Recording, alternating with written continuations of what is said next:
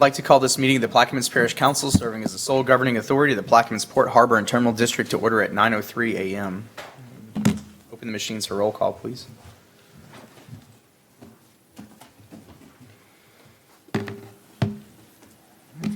Record reflect. 7 members are present. Council members Bartholomew and LaFrance are not.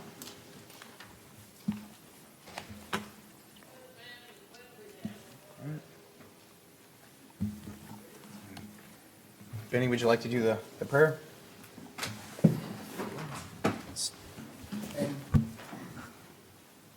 to take this moment to acknowledge Almighty God and thank Him for their bountiful blessings, especially for the parish and natural resources. We give thanks to God for our brave and courageous men and women in our military who daily risk their lives to protect our precious freedom, and we pray for our world leaders to know how to obtain world peace. We pray that this government body, comprised of both council and administration, will always serve our parish with honesty, humility, and equality to all. And as this government body gathers here today, we pray for the wisdom to know right from wrong and the courage to which that is right. Amen. Amen. Dr. Gui is going to lead us in the pledge. Pledge allegiance to the flag of the United States of America and to the republic for which it stands, one nation, under God, indivisible, with liberty and justice for all.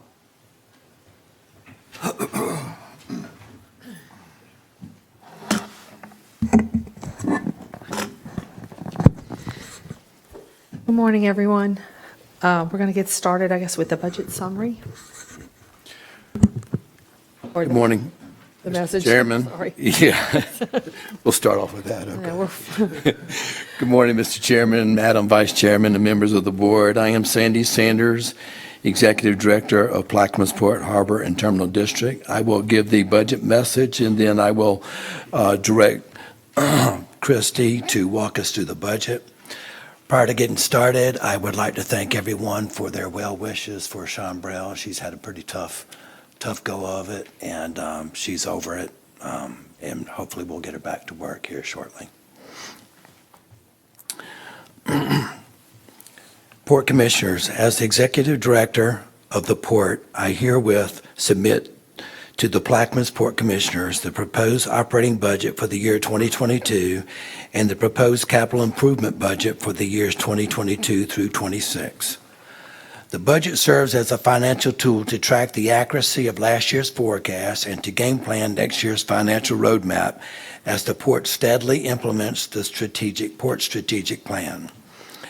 As required by the Plaquemines Port Harbor and Terminal District budget policy, I present a budget evidencing a complete fiscal plan, which contains the following: the budget message, which I am now delivering, the general budget summary, detailed estimates of revenues, detailed estimates of expenditures, 5-year capital improvement plan, manpower tables, delinquent taxes, current and projected retirement fund obligations, statement of indebtedness, and adoption ordinances.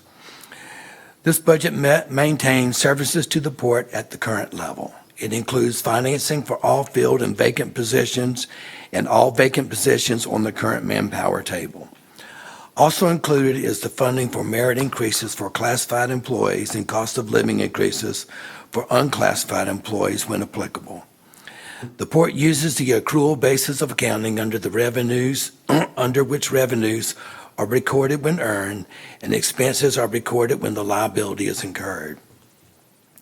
The budget basis of accounting does not materially differ from the financial reporting. The proposed budget presents a fully sound approach to port finances. The port will strive to provide efficiency and continue to promote fiscal responsibility. Total expenses are projected to increase by approximately 29%, largely due to the transfer of ownership and operation of the Plaquemines Parish Ferry Department, including ferries, ferry employees, and all other assets. As a result, the port staff will double in size with a 46% increase in personal services and 42% increase in operating expenditures.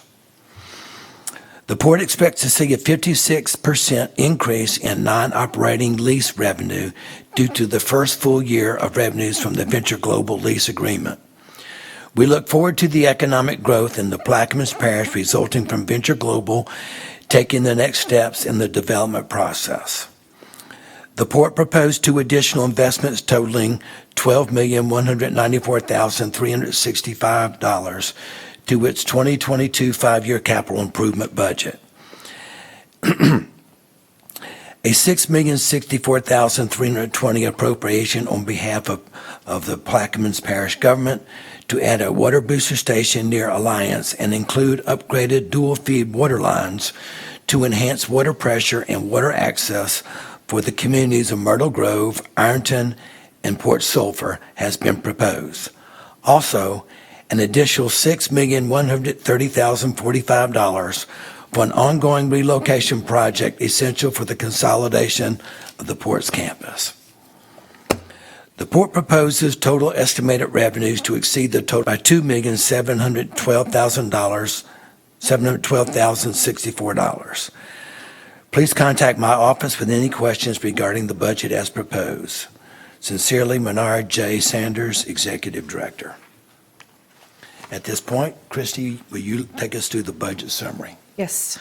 If you notice, if you flip through on your budget summary, the first page will show our 2022 proposed revenues at $21,986,636 with a negative expense of $19,274,571, and that gives us a total ending net assets of $67,073,853. Breakdown of our capital assets are $64,180,857. In the Port Land Fund, there's $2,892,996. There is no five-year capital improvement listed or debt services. And the total net assets is $67,073,853. Christy, can you give a definition of the land fund to the board, please? Yes. The land fund was established to purchase land for the port, and it was based off of Ordinance 0245. And what it does is it takes 20% of the tariff fees towards that, the purchase of land. Anything else? Does anyone have any questions, or where do you want to go from here? Just proceed. Okay. In our land fund, the final number in the land fund is $2,892,996.12. That's for 2022 budget.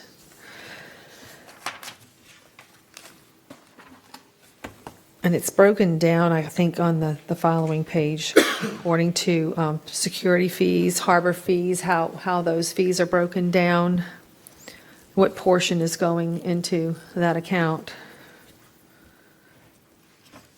Harbor fees, docking fees, supplemental fees, security fees. Commissioner Russo, you have a question? Yes, on the 21-22 budget change column on that Port Land Fund that we're discussing now, it's a minus 15%. Could you explain why there's a decrease in the land fund of 15%? Is that going to be due to tariffs, possibly? Purchasing property, and I'm also prepared to give a quick and dirty report on the keys. I'm not seeing a 15%. You see it? On the first page. Trying to see where he's from. I'm looking to see what you were referencing, Commissioner Russo. Oh, the very first page of the budget summary. We're on page, Oh, I see. Oh, yeah. That's the actual balance in the, that's the balance in the land fund. I know, but the question is in the column on the 21-22 budget change, there's a negative 15% listed underneath that column for the Port Land Fund. And I think that Mr. Sanders tried to answer that just now, but that's what I was asking. Yes, sir. I think it was based on what we've collected in tariff fees. No.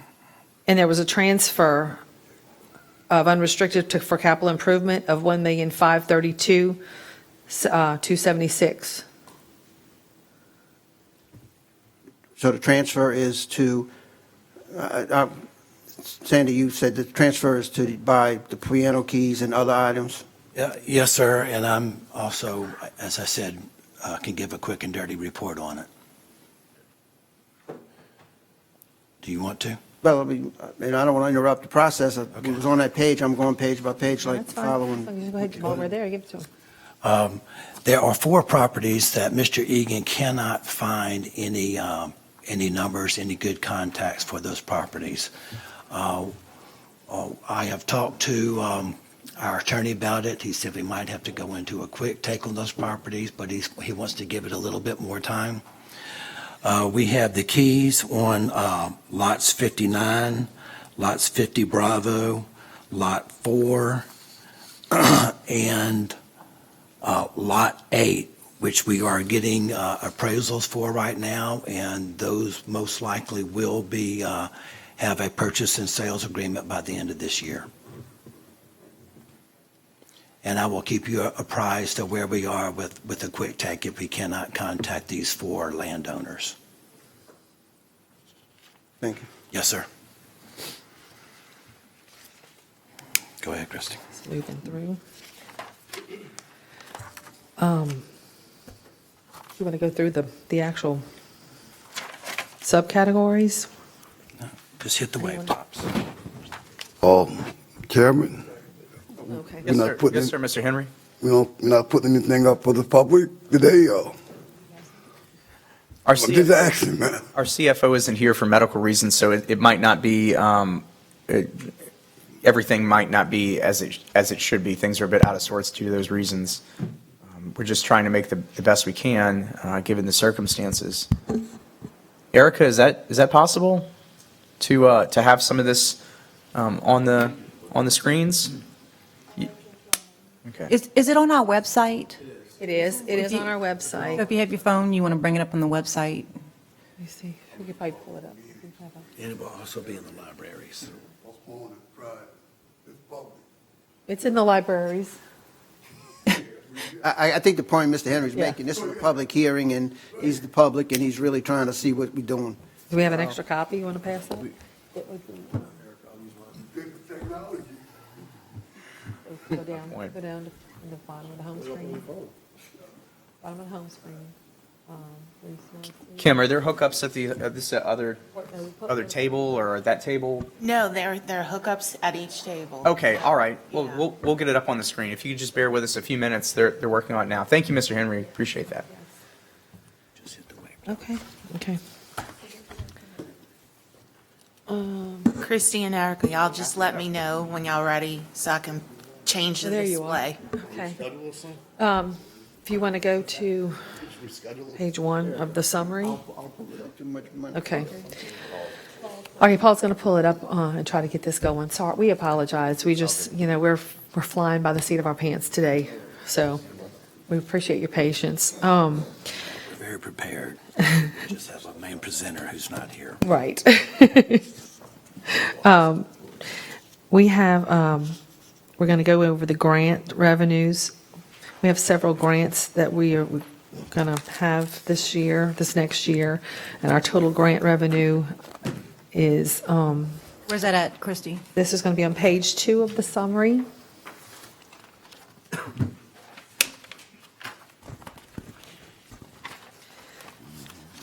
Total grant revenue, $6,047,279.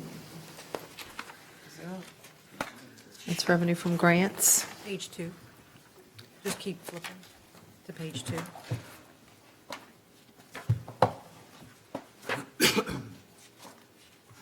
You have it? Our tariff revenue, Christy, before you move forward. Sure. Stick to grants. So can y'all tell us what we're expecting, what grants are those, that 6 million includes? Is this the list on page 1? Yes, ma'am. Okay. So is that the normal port security grants that we receive? Yes, ma'am. Is it the back of it? Donald, do you care to talk to that?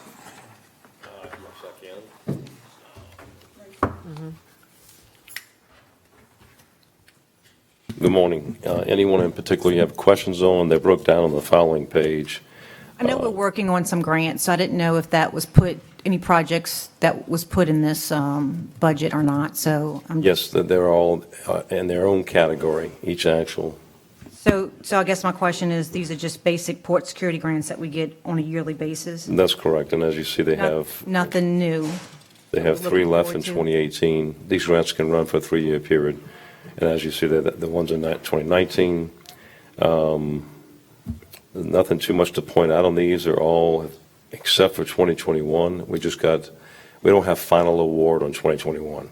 That process starts off in March, and we've got notification that we've received X number of dollars, but we don't know exactly what projects are funded or not funded. We should get that news by the end of the year. The rest of them, 2019 and 18, those we know that we were granted, and moving forward with them. Thank you, Donald. Mr. Chairman? Go ahead. I think that, to make this more efficient and more transparent, we need the presentation, and it's not going to be just a question and answer period. I think for the public's purpose, they're expecting a presentation of the budget, as Mr. Sanders started off reading the budget message. We're going by an agenda. He read the message. The next item is grants. I think we should elaborate on what grants we have and make a full presentation, not only for us, but for the public, because we have the books. They don't have the books unless they go to the library and so forth. So I think we would save a lot of time and be a lot more transparent if we just go ahead and make a presentation and then subject to questions. Go ahead, Don. Yes, sir. Fully understood. So in 2018, we were awarded a PSGP, which is Port Security Grant Program, for cybersecurity. That's ongoing grant with IT, all our IT stuff, cameras, programs, everything that the port runs off of. So we dip into that monies as needed. They invoices they break it down by the hours. They also break it down by whether it's on the vessel side or actually in the office side. So that's that security grant. The next one says security barge. That barge has currently been purchased. It's at the shipyard, awaiting to get sandblasting and different various things done to it. That barge, when it gets in place, will go on the port campus down around mile 50, just south of the new port ship location. So that's a 2018. The last one in 2018 says security mobile trailer. That is a trailer to be put on the River Batcher by the Belle Chase dock that we currently have. We currently have a 2006 FEMA travel trailer that's been altered and patched and is falling apart. This trailer will go there, and it needs to be mobile because we can't permanently affix it because it's going to be on the Batcher. That's where the monitoring goes on with the ferries and camera systems for the crews that are out there working. So that's 2018. Any questions on those grants, folks? Okay, in 2019, you see the first one is MSOC. We share a MSOC, a Maritime Security Operating Center, with St. Bernard. So that's a grant that was put in for monies for upgrades to keep, again, cyber and all the different things that we need to do. We share that with St. Bernard. They run it, they man it. We simply put in grants to actually help fund the necessary upgrades to that MSOC. The next one is Backhaul Network Service. Again, this is a in-house for our systems through IT. That budget's put in and ongoing as well. And then the next one for 2019 is the GIS acquisition implementation. We just got an update on that. That's a complete Mississippi River inside the levees of all pipelines, all anchorages, anything, power lines, water, sewage, anything that crosses through. It breaks all that down with up-to-date data. And it's going to be overlaid with Mr. Tiz and other programs. Right now, there's currently, everybody's got their own program. The Corps has theirs, Mr. Tiz has theirs. And we're going to put all this to compile all this information together to have one that you can look at and it has everything overlaid and accurate. Right now, currently, with the deepening of the Mississippi River, there's a lot of pipelines that are shown, but they're not within that zone. So if they show 200 feet, the pipeline's not even in there. or it's dead, not being used. For clarification purposes, when you say inside the levee, do you mean inside the flood protected side or the river itself? Inside toe to inside toe, basically, the river itself, that's correct. The port district, Right, within the levee boundaries, not outside into the communities. That's correct. And then the last thing, the Seaburn, that was not fully funded. Seaburn was for a vehicle with chemical, radiological, nuclear, and explosive. That's what Seaburn stands for. It was only partially funded for the amount of money that you see there for the 18,000. So we were able to buy, and in the process of purchasing level A and B chemical suits, gas meters to go on the vessels. So when they're on patrol or we get called out for a plume or a smell on the river, we'll have these gas meters used both from the land side and the river side to respond with. The next one is a drone. As you see, it's only like $13,000. That's the initial drone we put in back in 2019. That's enough money to barely get a drone, but not the training and everything else that you would need. So we will purchase some equipment with that under that grant, and you'll see further down there's another grant for drone that will complete the package, the training and the policies and everything that we have to go with that. Is that the 202,000? Yes, ma'am. Yep, down further. So then, now we're on year 2020 award. Mr. Chairman, I have a question about that. Can you wait? When you have a drone, Yes, sir. Can we finish the presentation, Mr. Chair? skip over the items that are going to get lost in the shuffle. It won't take a few seconds. Go ahead, Donald. Donald Valley. Mr. Chairman, as Don mentioned, there's another item down the road, about $237,000 for drone, which is to include training as well as the equipment and all the rest of the stuff on there. A couple of years ago, when we looked at the budget, we talked about eliminating the pilot and the helicopter, which is some $90,000 a year budget. And I thought you all eliminated that to utilize a drone. Where are we in the overall process of that? If I may respond. From where I'm sitting, Donald, it doesn't seem like that's going to happen. The helicopter is a very useful tool to have, especially in the aftermath of a hurricane, that kind of thing. And the costs are split between Plaquemines Parish Sheriff's Office and the port. But I do hear what you're saying. The thing is, while the drone can get up in one spot relatively quickly, easily, safely, you're not, jeopardizing human lives. It's hard to cover vast territories with a drone. Mr. Chairman, I'm not going to disagree with you. The council did that, but I thought you eliminated the helicopter at one time. I Not want to keep it. I don't as see a of yet. problem with keeping it if it fits in the budget and like this. You're talking about spending almost $250,000 to qualify somebody for a drone operation. It requires a certified operator now to do that. It's very, very complicated, but it's a good asset. Thank you, Donald. That's correct, Mr. Valet, but we're not spending $250,000 just for one person. There'll be 4 people trained to utilize this 24/7, 365. And it also includes all the equipment programs to back up that data and be able to share it with PPG, PPSO, and any agency, state police, anybody that would need it. Well, while we're talking about drones, are we going to need to hire someone in that position, or do we already have someone on a payroll? Negative. The supervisors that already work 24/7, 12-hour shifts will be trained. That's the ones that will be trained, and myself as well, probably. So we'll have numerous folks to have the training, so it can be deployed at any time. And while we're addressing these issues, rather than you address individual, while we're addressing budget, so to keep from going to a back and forth situation. Yeah, you're not. I'm sorry. I was trying to get you up in the queue and bumped you out. There you go. I'm sorry.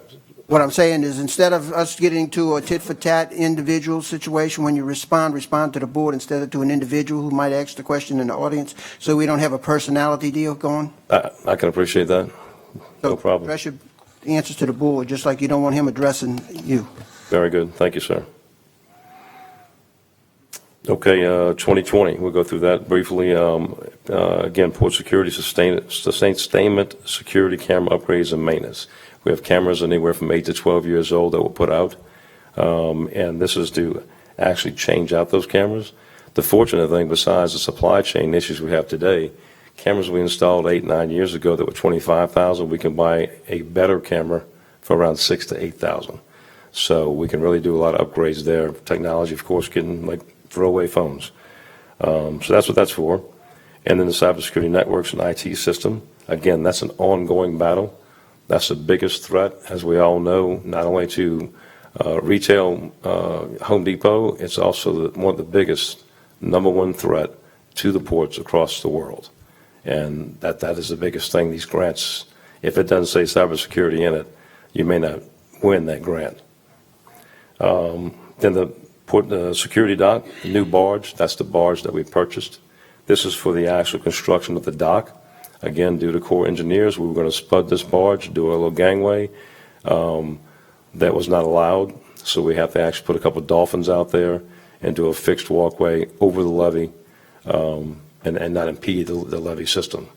So that money's going to be close, to be quite honest. It's getting tight. But I plan to have some money left over from the barge project to put into that.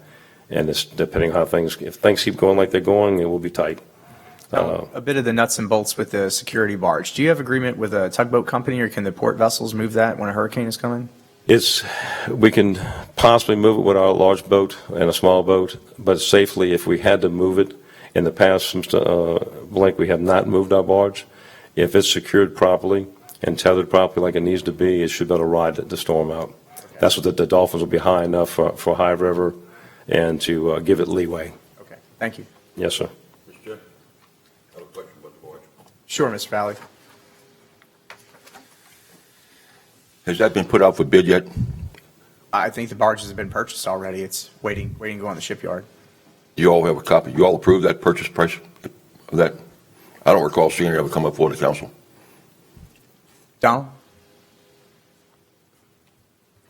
The barge was put out and advertised twice in the paper as RFQ. Companies responded, you said? There was 4 different companies. At the end of the day, only one of them could provide the barge. Barges kind of come and go.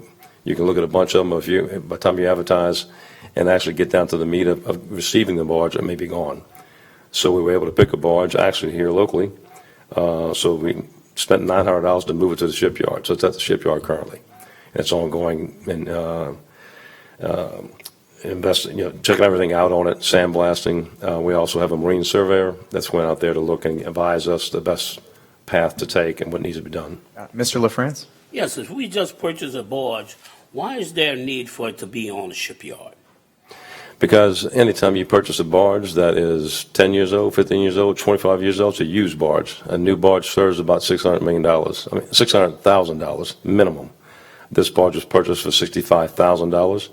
It was a used barge, and before I put it in service, I have to have it inspected and know what I'm dealing with, rather than put it in place, pick it back up later because it has holes or defects that need to be corrected. So it will be blasted, painted, inspected, gauge the metal, and put safety handrails on it and everything else it needs. So when it's ready to go in service, we're good for 10 years or more. So you're saying that we purchased a barge before we inspected it? Yes, sir, that's correct. We did a physical inspection in-house, but having a professional go inspect a dozen barges gets pretty costly, about $2,500 each. So we didn't spend $2,500 to go inspect 10 barges. We purchased one and used our own in-house expertise, and then spent about $1,800 to have that one inspected, currently being inspected, and give us a path forward. And when do you expect it to enter service? That's the holdup there is just like with everything else with the Corps. So the carts, the horse is kind of in front of the cart right now. The barge will be finished and good to go, but the dolphins still have to be put out there in the gangway and utilities. Thank you, Don. Next item under 2020 award year, security upgrade to PPG's administration building. That's monies that was put in place back when there was discussion about PPHCD purchasing either the Popers building or Tomato Shed and various places.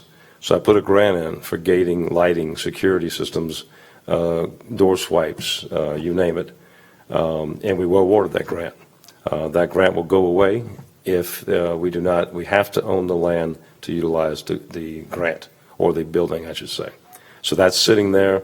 We have until the end of 2023, August of 2023, to make a decision if we were to actually purchase a building, we can apply those monies. Now, Have you made any effort to, the grant application, to modify it to say that the Plaquemines Parish government, as the sole governing authority of Port Homer Terminal District, can own the building? I have, sir. We've been through this I actually reached out to an outside party, and we have to physically, Can you forward me the documents that state that? I will find them or find the emails to back that up, yes, sir. Like to have some further discussion on that? Right, and just, again, it was pretty plain and clear to, just like extensions with these grants. So they say, don't ask, because you're not going to get one. I know, I'm just asking for the documentation that shows that as the Plaquemines Parish government is the sole governing authority, language cannot be inserted, or if you didn't apply it for that way. Gotcha. Yes, sir. 2021 award year grants. Mission Critical Kinetic Mesh Network. Again, that goes into the IT side, and tied into cyber, tied into protection through our systems, cameras, and all that good stuff. Then you see the Anonymous Drone System and Training, the 202. And again, with this money, these grants are, if they're under 25,000, it's a 100%.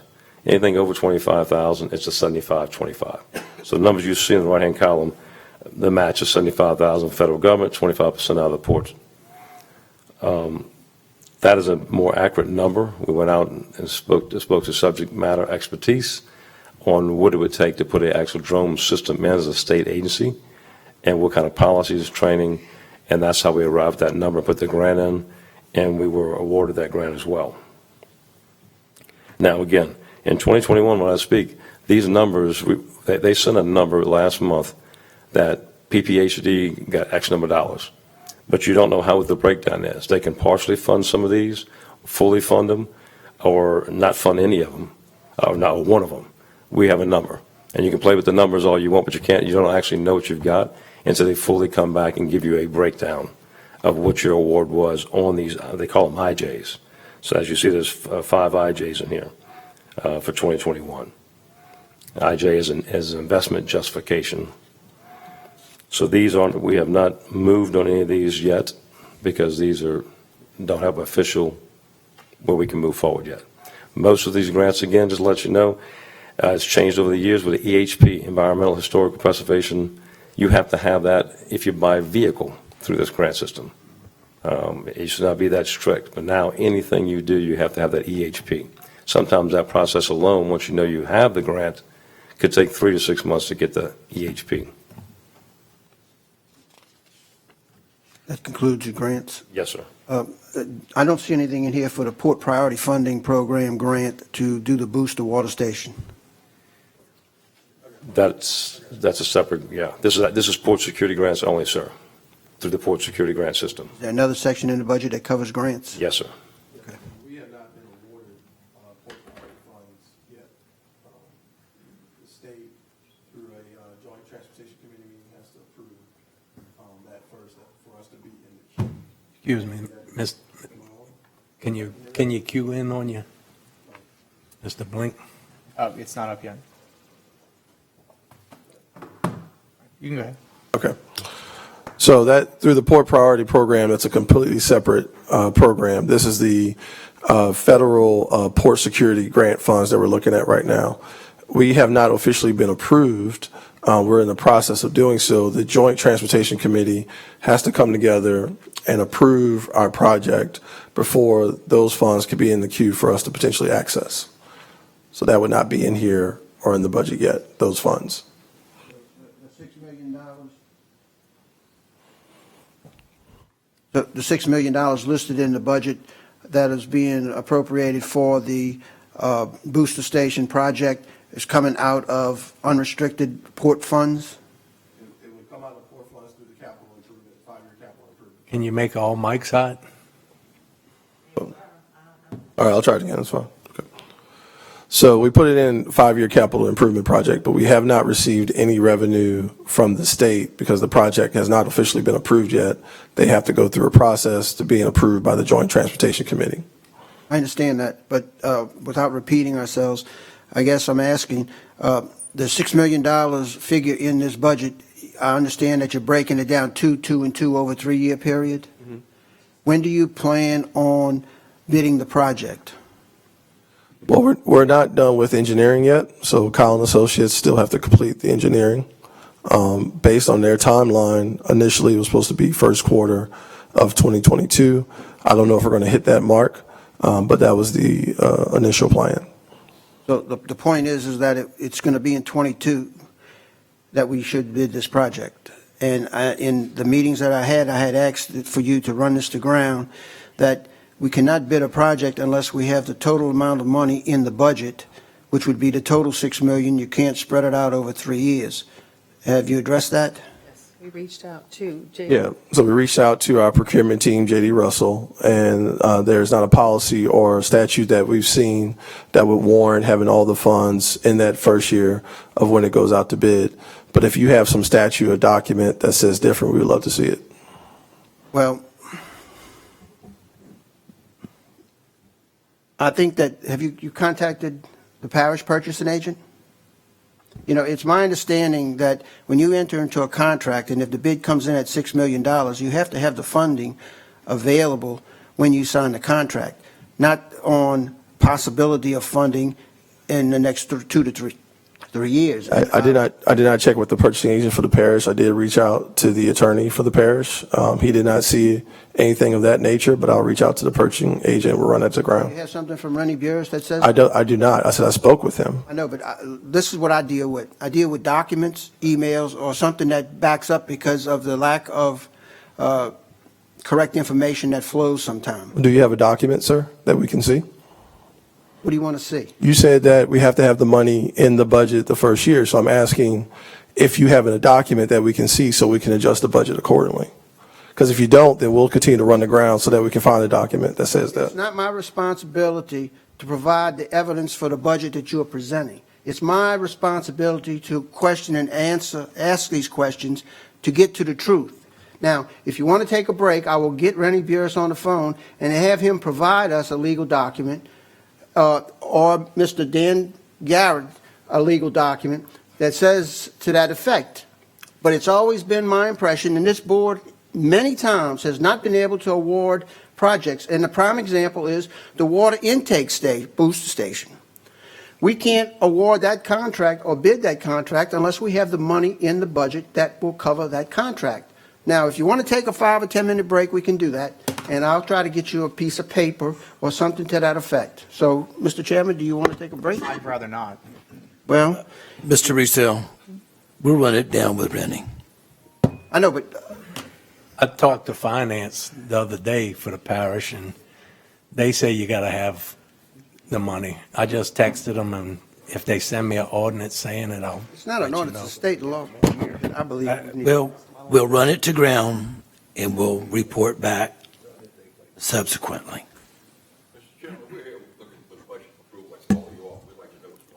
Mr. Valek, please come to the mic so we could, hard to hear what you're saying. We don't need to hear arguments about who's right or wrong. You have an attorney that represents you all. Can we hear from him, whether you have to do this or not? I don't see Danny here right now. I don't see the port attorney here. Yep.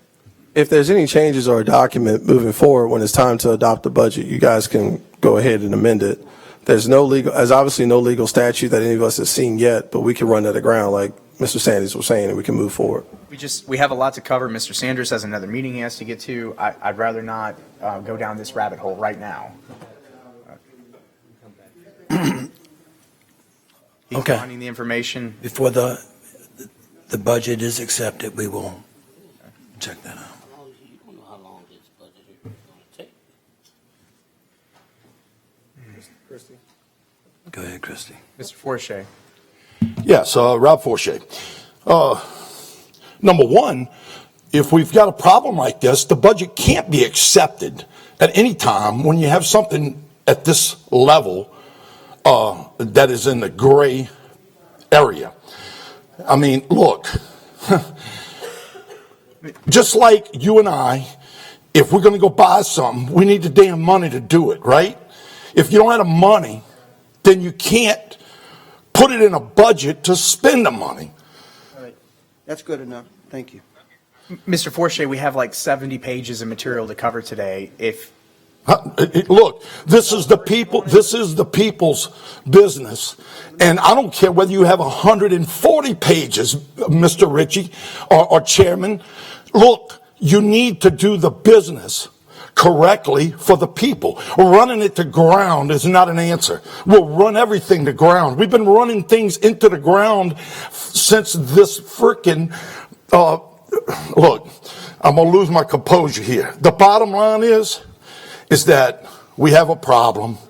Either we take a break and figure out what we need to do, or we eliminate it out of the budget and we move forward. So, Mr. Russo, was there any information that was forthcoming? Yes, I spoke to Mr. Burris. He said that he's not in the business of giving you legal advice.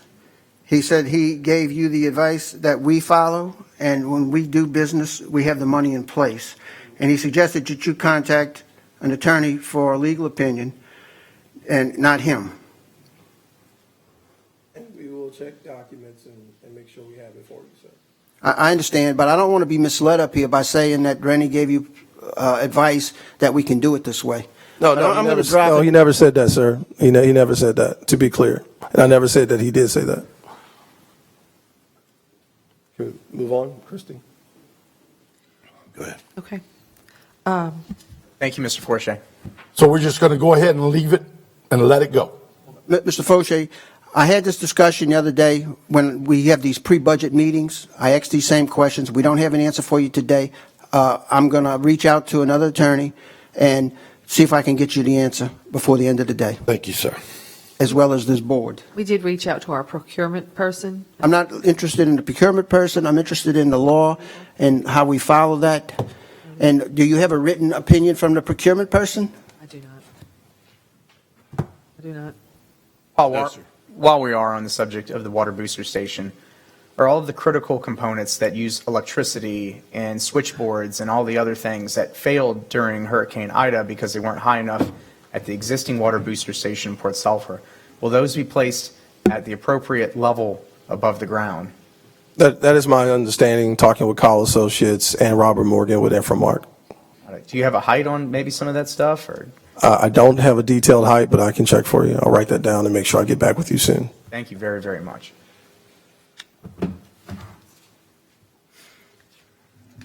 Moving along, Move on please. for the revenues? Okay. The total tariff revenues is listed at $5,514,500.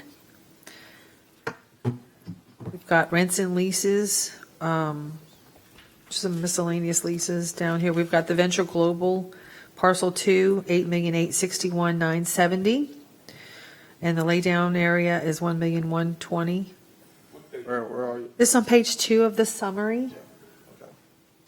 Sorry, okay, page 2 of the summary? Yes. Total rents and leases is $10,345,230.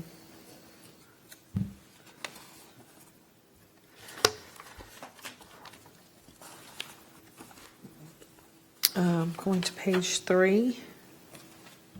Before we move on, I just want to get y'all a flag for the record here. The pilot payment for the PLT site at $132,100. Yes. Some individuals that were curious about that didn't think it was so. Just want to put that in the newspaper Yes. for them. Can we make it a note that the pilot, can we put like a dash PLT or something to kind of explain what the pilot is? Sure. We could do rents and leases pilot, Something. PLT, Okay. yeah. that's Yes, noted, thank you. We have miscellaneous revenues of $16,000. Do you know what those are from? It's not a big part of the budget, but I'm kind of curious. The miscellaneous, the $16,000 miscellaneous revenue.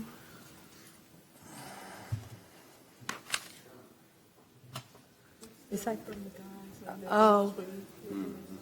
Is that with the Wallner site? Is that Mr. Wallner's?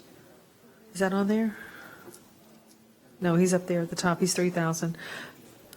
I'll find out what that is. Okay, thank you. Mhm. Revenue general. 16,000. Okay. I'm going to try to pull that up for you. Going into personal services, salaries and wages, and this is all departments. This includes the office, the rescue boats, and the ferries, I believe, is in the summary. Salaries and wages is at $4,255,000. Overtime at $350,000. We have, let's see, salary of overtime for hurricanes is $40,000. FICA taxes is $71,000. Retirement from parochial retirement is $749,870. Mine's cut off 5, I think. 875. So the overtime from hurricane, are we going to be able to get that back from FEMA? We're working on that, yes. We're working on a reimbursement for those. We've provided some numbers to them. We're going out for a consultant. We have that to be voted on for a consultant that will help us and assist us with getting back those funds. Mr. Valley? Yes. Mr. Chairman, there is a substantial increase, which was mentioned in the Executive Director's letter, primarily from the absorption of the ferry staff, and that which is huge. The ferry budget throws about $4.2 million worth of debt to this budget, without question. What I see in here, though, and I'm going to question is, does this include the raises and the salary increases that was discussed somewhere else in the budget? These numbers? Yes. Well, I have a real problem with that, knowing most of the other employees that work for the parish, where the council has decided not to increase any salaries whatsoever or give any merit raises, that you're going to allow that to incur in this budget. I think it's just two-faced, if I can put it any blunter than that. You got a bunch of people that do a good job working for the parish, as well as the people that probably work for the port. But you can't do one without the other. You got to treat all people fairly and equally. Understood, Mr. Valley. As reverence goes for the people. I wasn't at that meeting. I might not have been voting that particular way. I think folks have been working really, really hard through incredibly difficult circumstances lately. But we haven't gotten to that part of the budget just yet where those adjustments would be made. Well, it's included in here. If you accept this portion of the budget as presented as is, you can accept those numbers. We've got a lot of work. It may not be legally, but that's what it appears to be to the public. Thank you, Mr. Valley. Go ahead, Christie. Okay. Under financial services, our group health is $1,555,000. Our general liabilities and insurances is $612,650,000.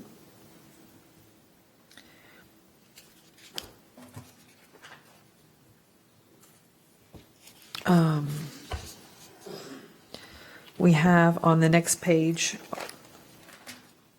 interagency service charges of $306,950. Can you go back to the last page on the Yes, sir. bottom? Yes, sir. The The 2 million for maritime, is it other charges, depreciation? It's depreciation. on Depreciation. vessels. Oh. What are we depreciating? 2 million. What are we Bottom, depreciating? third page. That's 2 million. What are we depreciating? All of the equipment, assets? I could find out when I can get a hold of the director of finance. Thank you.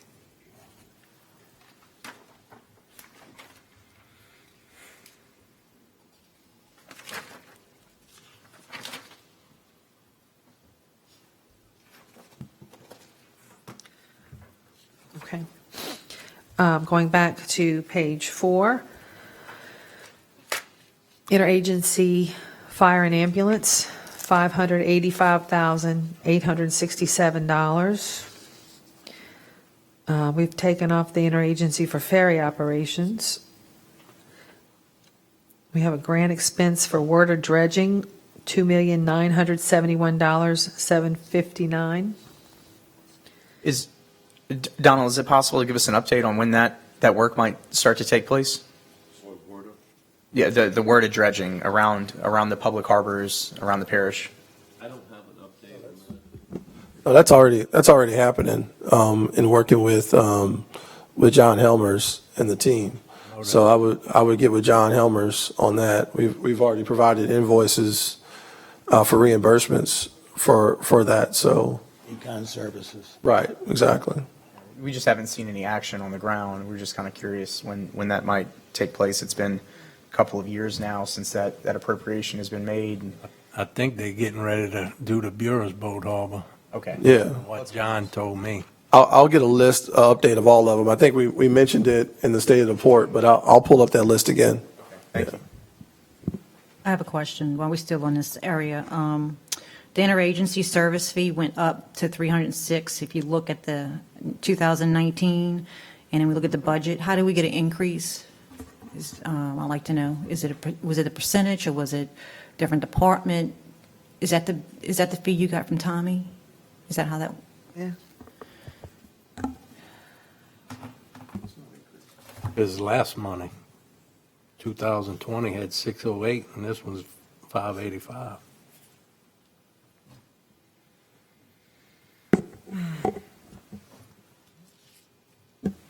Well, the numbers are usually based on cost of service, and so we base it on usually the budget that the parish has. We did not anticipate any significant changes in those services provided, so we've sort of maintained what is actually being spent each year. Mrs. Newberry, do you have anything else? 8% of the I'm gonna call Tommy. service provided by the parish. Correct.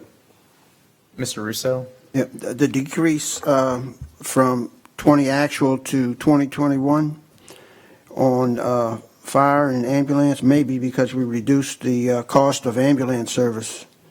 So the number would be less because we took out of service one of the ambulance, I believe. And we get those figures from the parish.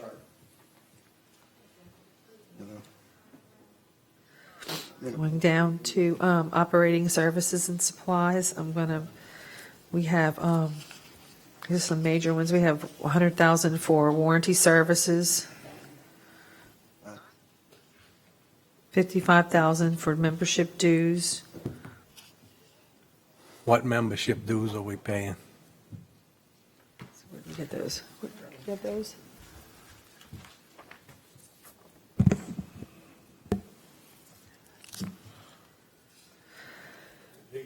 So Let me ask you this. I know from the budget meeting, the pre-budget meeting hearing, we had a number of questions, and some of them were similar from the different meetings. Do you have a handout or something that you printed up to give us that? I have it right here. I'm going to read it out to you. No, but do you have something to hand out to us? No, I have the documents right here. I'm going to read out what he asked, what we're actually spending the I memberships. had a list of the Let me questions. just say this one more time.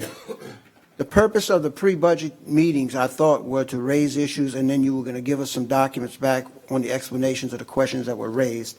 We wouldn't be wasting time here going back and forth with this, and then I'm still going to ask for the documents. So I understand he has a copy of something, but he doesn't have a copy for us. So the questions that were raised in the pre-budget hearings were not answered and printed. They're going to give us verbally? Would you like for me to state the memberships? I'd like you to make a copy and provide it. That's fine too. But would you like me to make the statement, sir? Yes. Thank you. So our memberships are with IFCABANO, which is the International Freight Forwarder and Custom Brokers Organization, the American Association of Port Authorities. Would you break down the numbers as you read them? The numbers of the memberships? The memberships, and how much does each membership cost? Okay, not a problem. We can do that. So,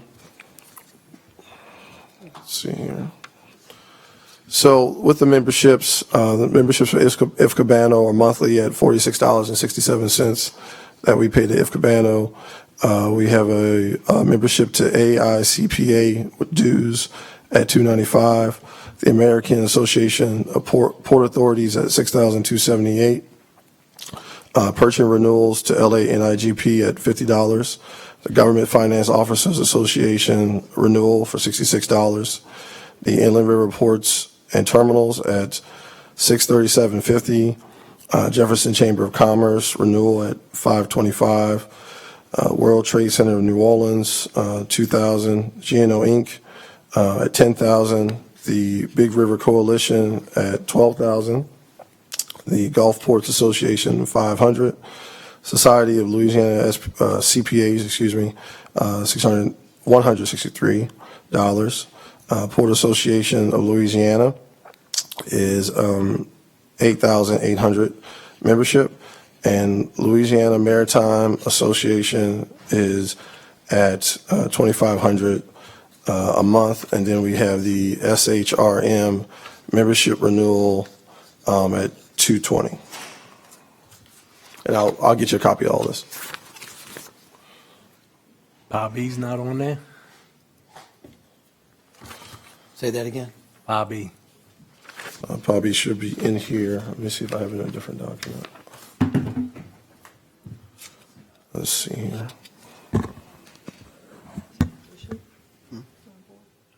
How do we get the membership dues out of it? On page 4, I know. on memberships. We went through that last year, remember? Might be under sponsorships. Those are sponsorships. What is it? I don't have anything to hand out. You read it off, but some of them are monthly, some of them are annual.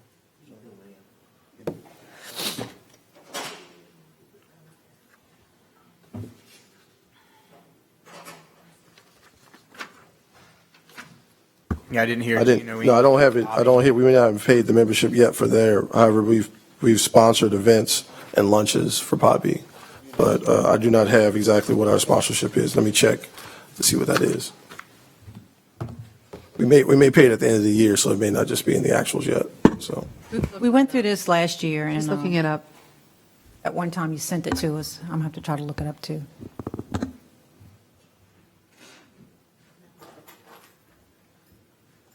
It's just a hard thing to stomach sometimes. You know, you've got folks that appear to be working against you, supporting the bridge. And, this board doesn't have the power to tell the staff to not support those memberships. Well, if the staff wants to support them, let them pay for them. The port's not going to pay for them no more. Mr. Forshey. Richie, I'm not sure how you can even say that this board, this commission, does not have the authority to stop anything. Y'all can stop anything that you want to stop. So be a man and step up and stop the things. Forshey, you can sit. What's the matter? Sit down. Oh, yeah, okay. Have a seat. I'm sitting. Have a seat. Would like to add, I've sat with these people every Monday morning and tell them what I would like to see out of the port, and gotten absolutely nowhere. Very, very rarely. No. You sit back down. So don't tell me that I don't try or to be a man. All right? There you go. One more time and you'll be ejected. We're moving along. Mr. Chairman, I do have the number that we've done annually is $5,000 to Poppy for the sponsorship. But it's not, so we must do it at the end of the year, so it's not in the actuals so far, but that's what we paid every year prior. So, Paul, can you help me educate Mr. Forshey? How can this board prevent you from sponsoring Pa B? Since I've asked privately, can you tell us now here publicly? Since I don't feel like I have the power to do that. Take it out of the budget. Can you give us a roadmap? I mean, that's a discussion that you guys will have to have if y'all don't want to support a certain organization. We make decisions as a staff based on our responsibility as a port when it comes to economic development, fostering the proper relationships and working with the business industry. But if there's a decision by the board that specifically does not want to sponsor an organization, at the end of the day, that's up to you guys. So if we take $5,000 out of this budget, you're not going to renew the membership? If you guys make a specific decision to to say a consensus by the board that you don't want that to happen, then you guys make that very clear. The easiest thing to do is just pass a resolution saying we will not sponsor PA-B. But we as a board, we as a staff, when you guys budget and allow us to do memberships, we make the conscious decision strategically of what are the best memberships for us to be a part of. So if we take $5,000 out of the budget that is earmarked for PA-B, that's a signal to you of not what to do? I would have to defer to Sandy on that, but if you had a resolution, that makes it easy for everybody. But if you're saying we're going to take out $5,000 in the general sponsorship budget and we get a consensus from the board, that's not resolution, then I would have to defer to Sandy on that. But if there's a consensus in that discussion, that's up to you guys. So if we took 5,000 out, who would you cut? I don't know. I have to look at it. Well, you have a list in front of you. Yeah, I know, but I have to look at it and decide. We have to strategically decide, not at this very second, but I would strategically decide working with the staff of what would be priority. That would be our process going into it, just like our standard process of looking at these sponsorships. Mr. Chairman? Mr. Valley, go ahead, please. First off, I want to draw your attention to what the Bond Commission did this past year by not accepting a bid or allowing bids from various banking institutions to buy bonds, because the chairman and some of the board members decided because the banks would not honor accounts from people that were doing business with the National Rifle Association. And the Bond Commission of the state excluded those people from doing business with them. It's my understanding that you have authority to line item cut and adjust these budgets as it's being presented to you, or eliminate the category entirely. Not staff, you as a board have that authority. So I think you send a clear message. If you don't want to do business with a particular agency, you cut the budget. Your authority is by money, and solely money, and the power you grant to them to approve that by budgets. I'm not going to go any further. Thank you, Mr. Valley. Mrs. Newberry. Well, obviously, we have a disagreement here. I think there are sponsorships here. The port is our economic development for the parish. For us not to sponsor PA-B on some special occasions, and PA-B is instrumental to our parish. There are businesses that are very pro-port and pro-business, and how do we move this parish forward? If y'all want to, if some board members want to go that direction, you vote on how you want to vote. But I don't agree to this at all. That's a shame. Yeah. We're going to move back to Chairman, yes. a little bit back here. Mr. Russo, you want to go ahead and... Is Sandy going to return? Yes. Okay. You want me to wait for him? He said he has a meeting with the colonel at 10 a.m. I'm not sure how long that's going to last. Do y'all know about how long that meeting may? We would actually just move forward. Okay, well, I'll move forward then. Let me go ahead and read the statute that we had talked about. That's from the state. That's from the state. I lost it over there. I got it on mine, but mine's so small. So in particular, this is talking about, Mr. Russo? Yeah. Can you just... Reverting back to the process of bidding the projects, okay? Under the state law, it says here that every public entity intending to advertise a public work for bids shall estimate the probable construction cost of such public work, or obtain such estimates from the project designer prior to advertising such public works for bids. No public entity shall advertise a public work for bids unless funds that meet or exceed the estimate of the probable construction cost have been budgeted by the public entity for the project. The estimate for probable construction cost for the project shall be made available at the time of bid opening, either by posting such estimate electronically or announcing aloud such estimate at the bid opening, and any and all bidders' information shall be available upon request, either no sooner than 14 days following the bid opening or after the recommendation of award by the public entity or the design professional, whichever occurs first, and the requester shall pay reasonable reproduction costs. The provisions of this subsection shall not apply to the Department of Transportation and Development. So it's very clear to me from reading this that we have to have the funds budgeted prior to going out for bids. It says every public entity intending to advertise, and I don't want to, beat a dead horse, but it's been my experience in all of these years of bidding projects that you have to have the money prior to bidding. So And we have it budgeted, sir, you don't have. as the state statute stated. So you're saying that spreading it out over 3 years that you can bid this project? It's budgeted, sir. Now, if you like for us to further, if you can send me that state statute, I would appreciate it. I'm going to read it to you one more Well, time. no, there's no need to do all that, but let's look at it. We have a difference in interpretation, but yeah, thank you. Appreciate it. Every public entity intending to advertise a public work for bid shall estimate the probable construction cost of such public work or obtain such estimate from the project engineer prior to advertising such public work for bids. No public entity shall advertise a public work for bids unless funds that meet or exceed the estimate of the probable construction cost have been budgeted by the public entity for the project. Which we have. And so it's your interpretation that when someone signs a contract for $6 million on the hope that they're going to get funded in the next 2 years, that they are going to sign a contract. And just for clarity, can you point out in the budget where the money is budgeted?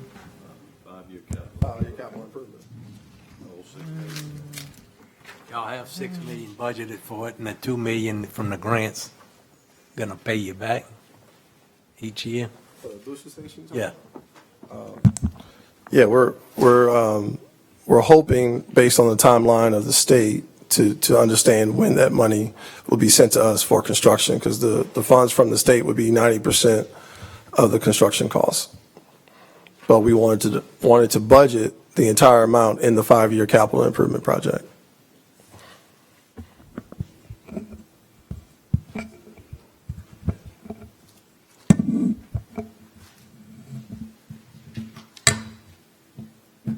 It also says the estimate of probable construction costs for the project shall be made available at the time of the bid opening. It says the funds shall be made available at the time of the bid opening. It also says that. So, I'm really beyond this.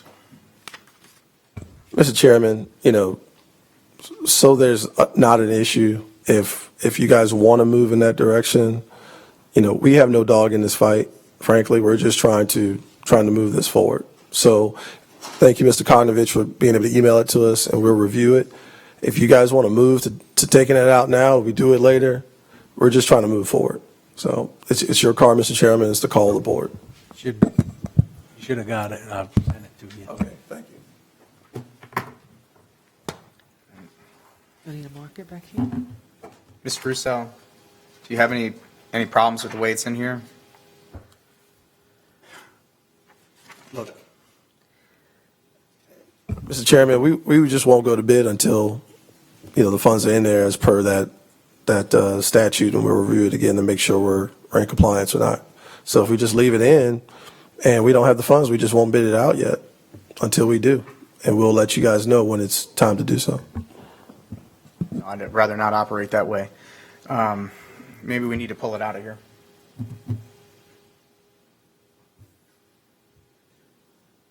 Does anybody from the It board is have listed any in the input? back under the 5-year capital improvement budget. It's towards the I back. do- The If I may, total I do have a cost. suggestion. It is in the 5-year capital outlay, the full $6 million. As you well know, it's spread 2, 2, and 2.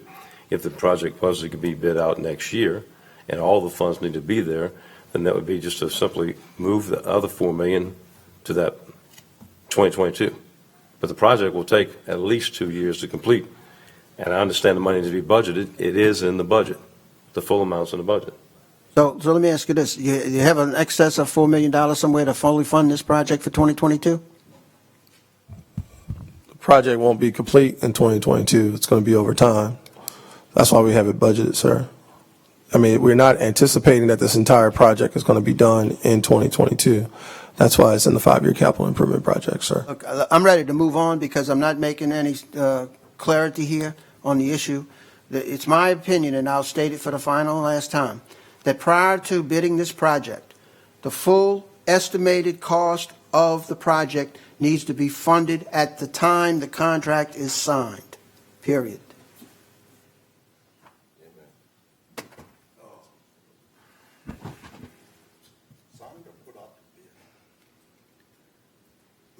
Put out for bid. Hi, Mr. Henry. Thank you, Mr. Chairman. Listen, man, we go over this over and over, but listen, Benny, you're absolutely right.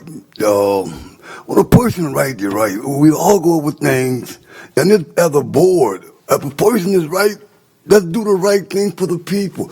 Do it right, and we ain't got to argue over it all the time. Do it right. Some on this side, some on that side, but if you be on the right side for the people. Benny, you're right. You can't bid this thing without all the money. Everybody sitting out there know that. But nobody got the courage to take it out. Well, it goes deeper than that as well. Even if you would find somebody that would ignore the law and bid the project, I don't know how many bidders would actually bid the project not knowing they're going to get paid based on an appropriation that's not made yet. So, I mean, there are all kinds of scenarios here, but I'm tired of arguing myself. It's to a point where it's absurd. Mrs. Newberry. So I'm on the assumption that the $6 million is going to be totally funded through the port. Is that correct? No grant money, no nothing? No, we're going to wait on port priority funds to come in. We have to get approved. There's a process where the state Joint Transportation Board has to approve it, get it into the queue. That's what I thought. So, Yeah. So do we have to have it in the budget? Does it matter with the grant? If we would take the $6 million out the budget, does it make a difference? No, it won't make a difference on whether or not they approve it because we've already applied for the funds, for construction funds. What matters is just as long as we have the funds for the engineering still in the budget, then we're fine. And how much is that? Oh, well, the total agreed upon by the board for the engineering was $250. We spent $94,000 of that currently. So that's already funded. Right, that's already there. So my point was, let's just finish the engineering. If at the point in time when we're ready to go out for bid, the construction dollars are not put in the budget for this year, then we'll just wait till the money's there or till the board tells us that maybe that law is interpreted incorrectly. I don't know. But that's what we'll do. We'll just wait. I mean, look, this is a parish infrastructure need and it's a port infrastructure need, and we'll wait at the appropriate time to move forward. So whether it's in the budget or not in the budget doesn't really make a difference. Is that what you're saying? In a way? As far as the construction side, we had it on engineering, but we wanted to put it out to make sure for transparency, the entire project is in the budget. So I would assume we just take it out, and as it comes through, then we'll deal with it. That's the board's call. As long as we don't lose that opportunity is my question. Right. I don't want to lose that opportunity. Mm-hmm. So. Okay.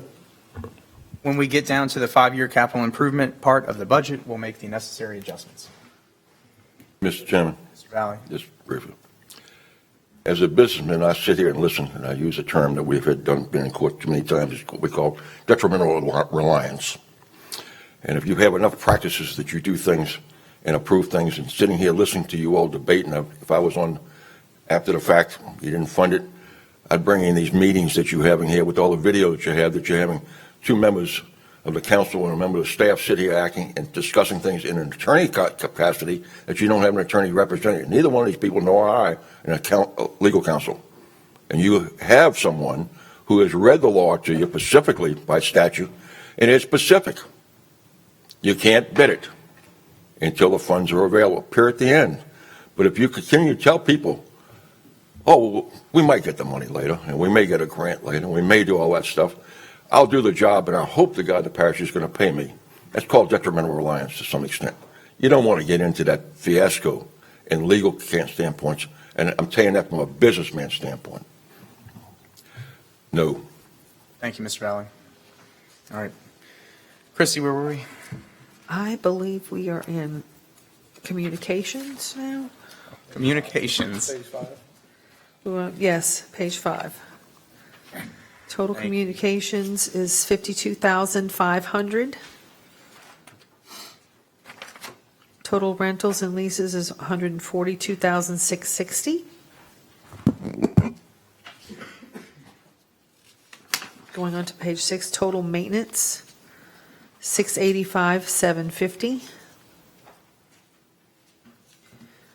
Legal support, 50,000. Professional consulting and technical services. We have professional services general, which we had a breakdown for you that you had asked for, Mr. Russo.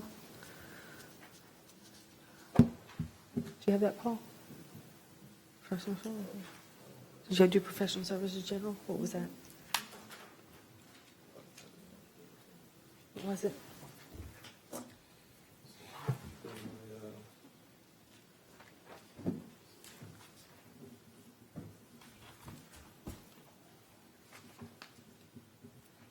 You have it? Give it to Christie. I do it. Let's see. Got a bunch of. This is professional general. Okay, so we have site services. What? Site services is the disposal that the gentlemen use at the, our rescue boats use. You know what it is? That was one that's under our professional service. We have RigNet. RigNet that we pay a monitoring fee for the tower. We also had like some services for vehicles when we had to get like tow trucks or something like that. We'll charge that to professional services. And Abstracts. What's VILA? oh, that's the Vela services. That's for like vehicle. And pretty much that's what we charge to the professional services budget. And we had also Cam Netter goes under professional services, Thank you. our auditors. Mr. Chairman, I have some questions on the professional services. Sure, go ahead. Let me go down to the line. What a professional service, MSOC? I'm sorry, I couldn't hear you. And what's the scope of that? That is ongoing costs that we share with St. Bernard for the maritime security. That's a publicly bid item? No, sir. I'll ask separately. Oh. The professional services, $100,000 for procurement? Donald, the MSOC that we share with St. Bernard Parish government. Now, when there was a container ship that ran aground near the Carnarvon diversion, I found out about it on Facebook first. How well are they communicating with us? With St. Bernard? Yeah. Okay. We communicate all the time. Mm-hmm. We get every email between Lester Millet with Port of Southeast and Eric Acosta with St. Bernard. They run the biggest two MSOCs on the river. Okay. Anything happens. I don't know, can you come sit up here by Paul so you can have a microphone?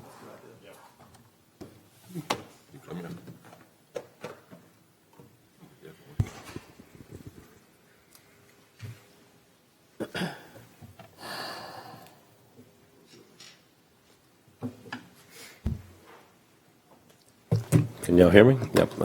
MSOC, again, Port of South Louisiana, Eric Acosta with St. Bernard. We don't have an MSOC. If you've been to St. Bernard, you'll see theirs. We're fixing to do a yearly exercise with all companies on the river. There'll be over 300 people, every tugboat, every barge, every ship, and every industry on the river will participate in this as per the Coast Guard. But their job in Port of South Louisiana and in St. Bernard is strictly monitoring that MSOC. So whether it's a spill, a plume, a leak, anything that happens, I get notifications through our port. It goes straight to our boats and our guys, whether they need assistance upriver or downriver or whatever it may be. So yes, it's a very good, that's the primary job of these folks. If we had to recreate something like this within our own port, the cost would be about how much a year? I wouldn't have that figure in my head right now, but obviously first you'd have to have a good building with all the IT services, and then you have to monitor it. And there's a lot of training that goes along with that as well, in programs, things of that nature. Thank you, Donald. Mr. Chairman, the next item was the Helo pilot, $50,000 budget. It's continuing, that goes on to the earlier statement I made about the drone and pilots. If you continue, I'll just let the statement stay as that. I asked about the procurement, $100,000. Anybody know what that's for? For which one? Professional service for procurement. It's a negative 100,000. I'm sorry, I'm on the line item. Okay, so you're taking that out the budget? Yeah. So what did you previously paid? That was what we had previously budgeted, so we're not budgeting that this year. Okay. $290,000 for planning and engineering. And again, Mr. Chairman, let me just ask this question. Doesn't all professional services contracts have to be approved by the board over $50,000? Mr. Russell, I think you put that in. They do. All of them do. I'm sorry, I can't. All of them do. All of them do. So these engineering contracts are in place now? And they've been publicly bid? We got all that, and the board is. Mr. Chairman, just Yeah. point of order, how much discretion are we going to allow? I mean, this is going to take probably till tomorrow. Maybe Mr. Valley wants to come with the board and have a private meeting, but I'd rather keep everything public. You know, I understand that. I mean, typically, the public is limited to a certain amount of time, and to just go through line item by line item. I'm not trying to take you right away, Mr. Valley, by any means, but, you know, there are rules. I'm not sure if we have them. Oh, in all fairness, you ran for this office. You know, that's what you guys do. Okay, we come But up we here- also have rules. We came Don. up, I appreciate that. If you talk about rules, I can tell you, your staff doesn't even believe in the rules that you all have. But anyway, I try to make it as brief as I can. I say to the point on it, Mr. Black, and ask specific questions. I don't ramble on about who, what, did what, where, and how. It's specifics. My question was about the budget and improving items about it, and I'm going to leave it at that. Thank you. Thank you, Mr. Chairman. Mr. Chairman, the reason for my comments at the beginning of the meeting was to have a presentation so we didn't devolve into a question-and-answer debate. And I think if we would move down the columns and give the presentation with an explanation of these items, it would answer a lot of the questions, including the board's questions and the audience and the public's questions. So, for instance, professional service and engineering planning. You know, we would be going down that category. We've got a $250,000 increase.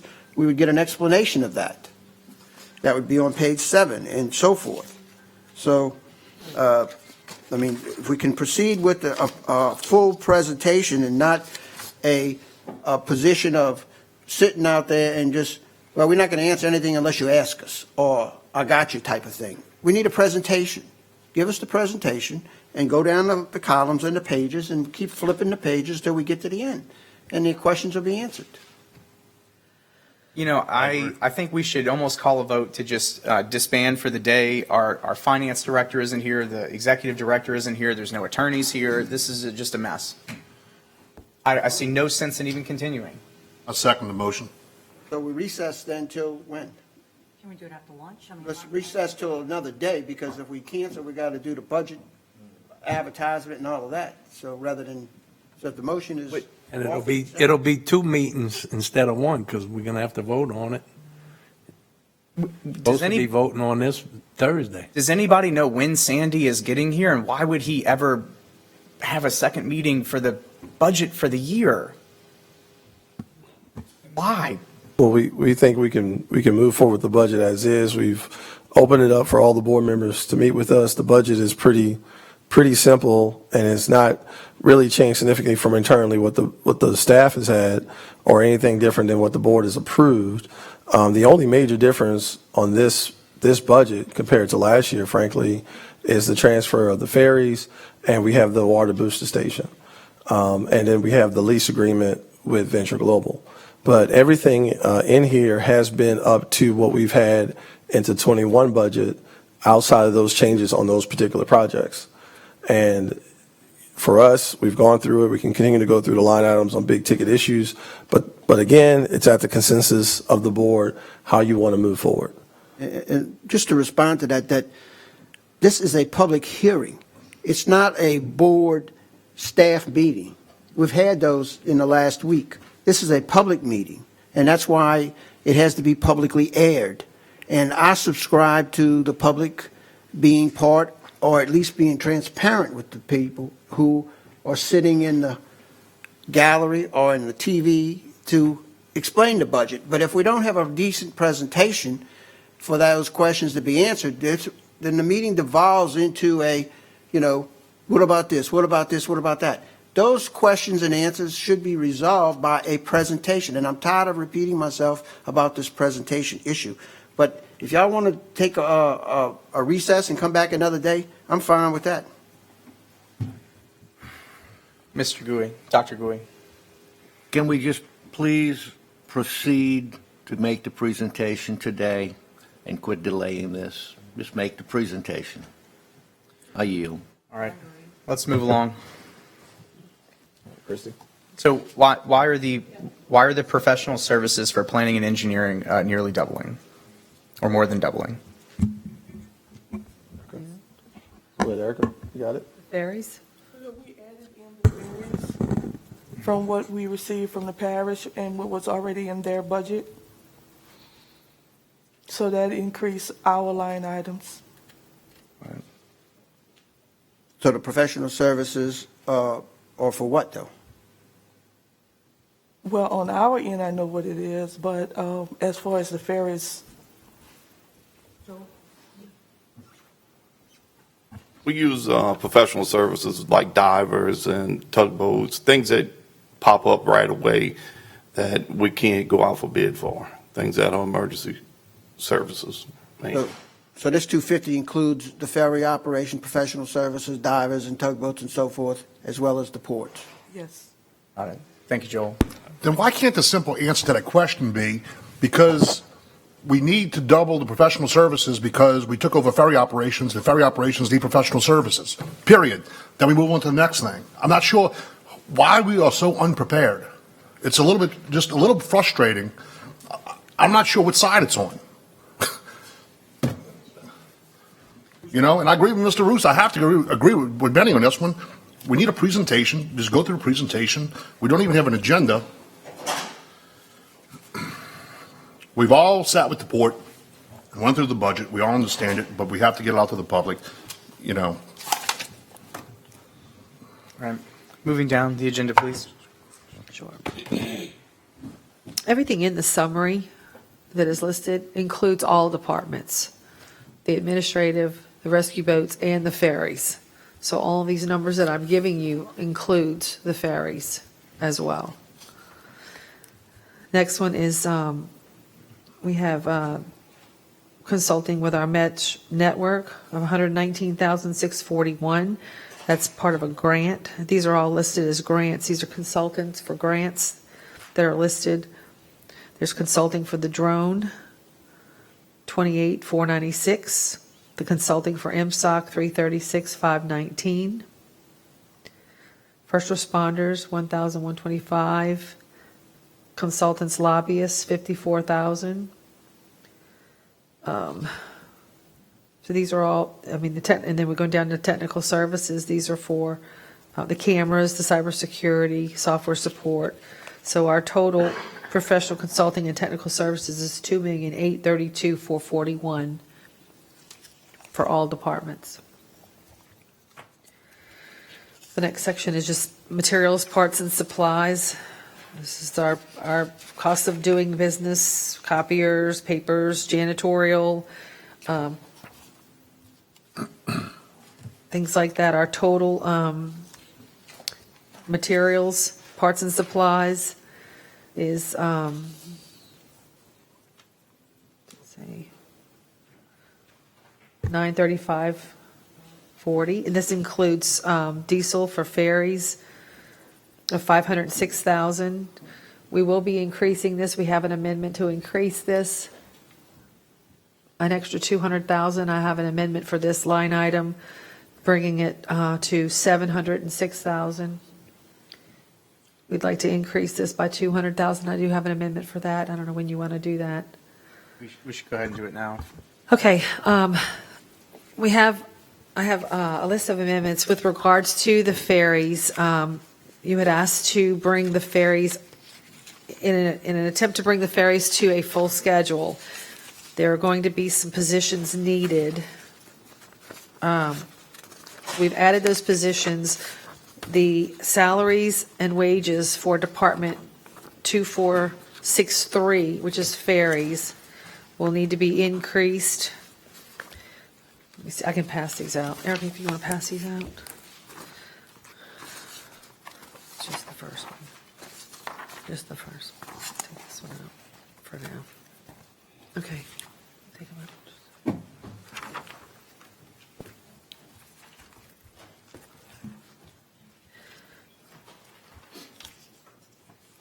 The original.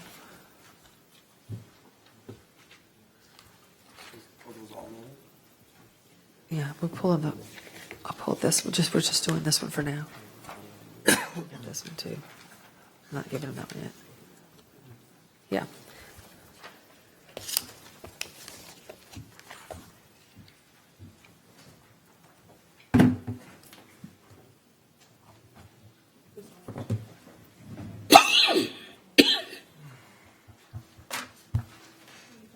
I made 10. Joel, would you mind stepping up to the mic while they're working everything out? Have you been in close communication with port staff, and are these amendments going to reflect everything you need to operate the ferry system at a capacity that it used to? Right. Okay, well, that's good. That's good Yes. news. Is there anything else you think you might need now while we're doing this? No, everything looked good. Okay, Only thing with fuel, the price is going up, and when we start running longer hours, And that's running from 5 a.m. to 11 p.m. 10:30, I think we were shutting. 10:30 was Point LaHash, 11 Bell Chase. No, 9:30 was Point Lash. 10:30 was up here. But do we have a list on the ferry's needs, how it increased these fees? Do we have a special in our book, ferries? On fees? I mean, this professional service fees Budget and for operate, ferries? yeah. Yes. This is just the summary. We do have, it's in the details in the back. The ferry department is listed as 2463. And it has all of the ferry, it's the ferry budget broken down with everything. Okay, so we. You want to, we can move to that if you'd like. It's- In our, Madam Vice Chair, if I may, when we talk about the ferries and putting the ferries into the budget, yes, we are looking at summaries and as a detailed of the ferries. What we tried to do is work with Joey and his team, and we say, what is it that you need to really get all this done based on what the budget is now with PPG and what you're going to need when you come over. In particular, also including going to the extended schedule or the original schedule, if you will. And so we've been deferring and leaning on Joey and working well with him to make sure we put those numbers in, and that's why these amendments are here. and thank you for that. When I had the pre-meeting, I asked for more of a detailed, so I think we need to change our layout when y'all give us the adopted budget on where these, I think we've talked about that. If we can get that in the next report, even how we move forward next year to make it, to simplify it. Yes. So I think it's something. the other commissioners had asked for the same thing as well. So with that, we'll be, we're working on that. Thanks. Yes. Dr. Gui? And Joe, I might have missed it, but are we able to provide the manpower needs to run at that schedule? Right now, no. We have to do a lot of hiring. We're having a hard time finding deckhands, and we have an engineer that left, so we're down an engineer. So it's just hard to hire people right now. And are there any projections as to when the full schedule would be able to start? It would depend on employees. Okay. And there's a restriction as to how many hours a day an employee can be on the river, is that true? 12 hours a day. And that's what's really getting us. Correct. That's the reason we run in only 12 hours a day right now. Right. So do you, it seems like that's one of our hangups, is being able to man the ferries in order to come to full operation. Right. And I don't want to give the false impression that January 1, the schedule's going to change, because physically we can't do it.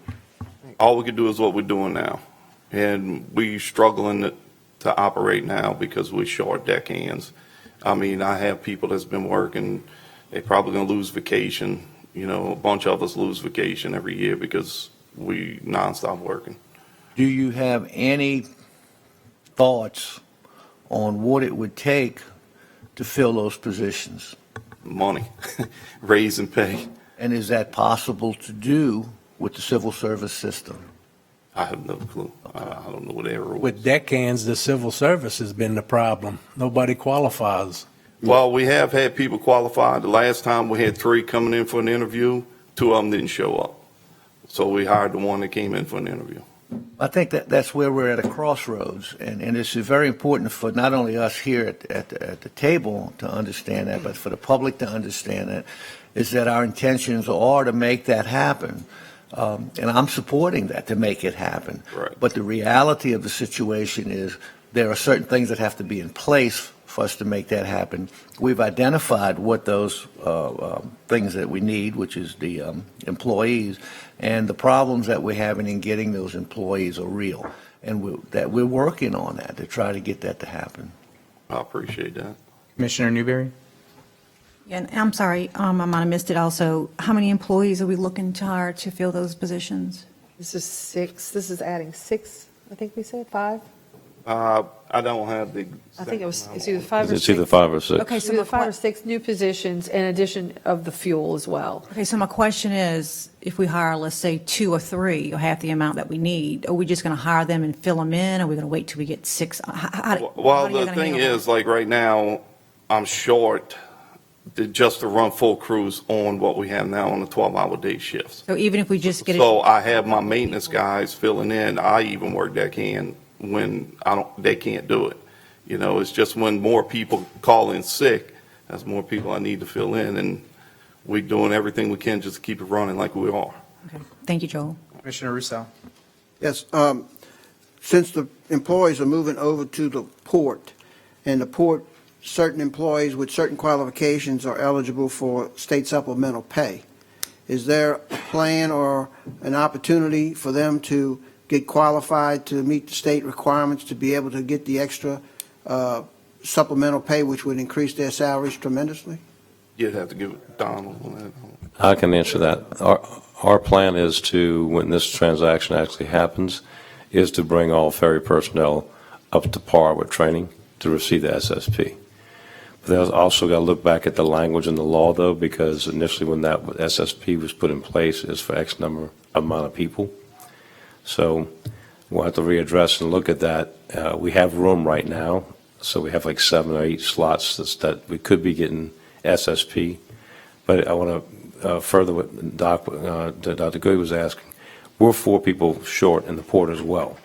In most recent times, we've lent a person and persons to the ferry when we can to make certain things happen. Very limited because we're 4 short as well.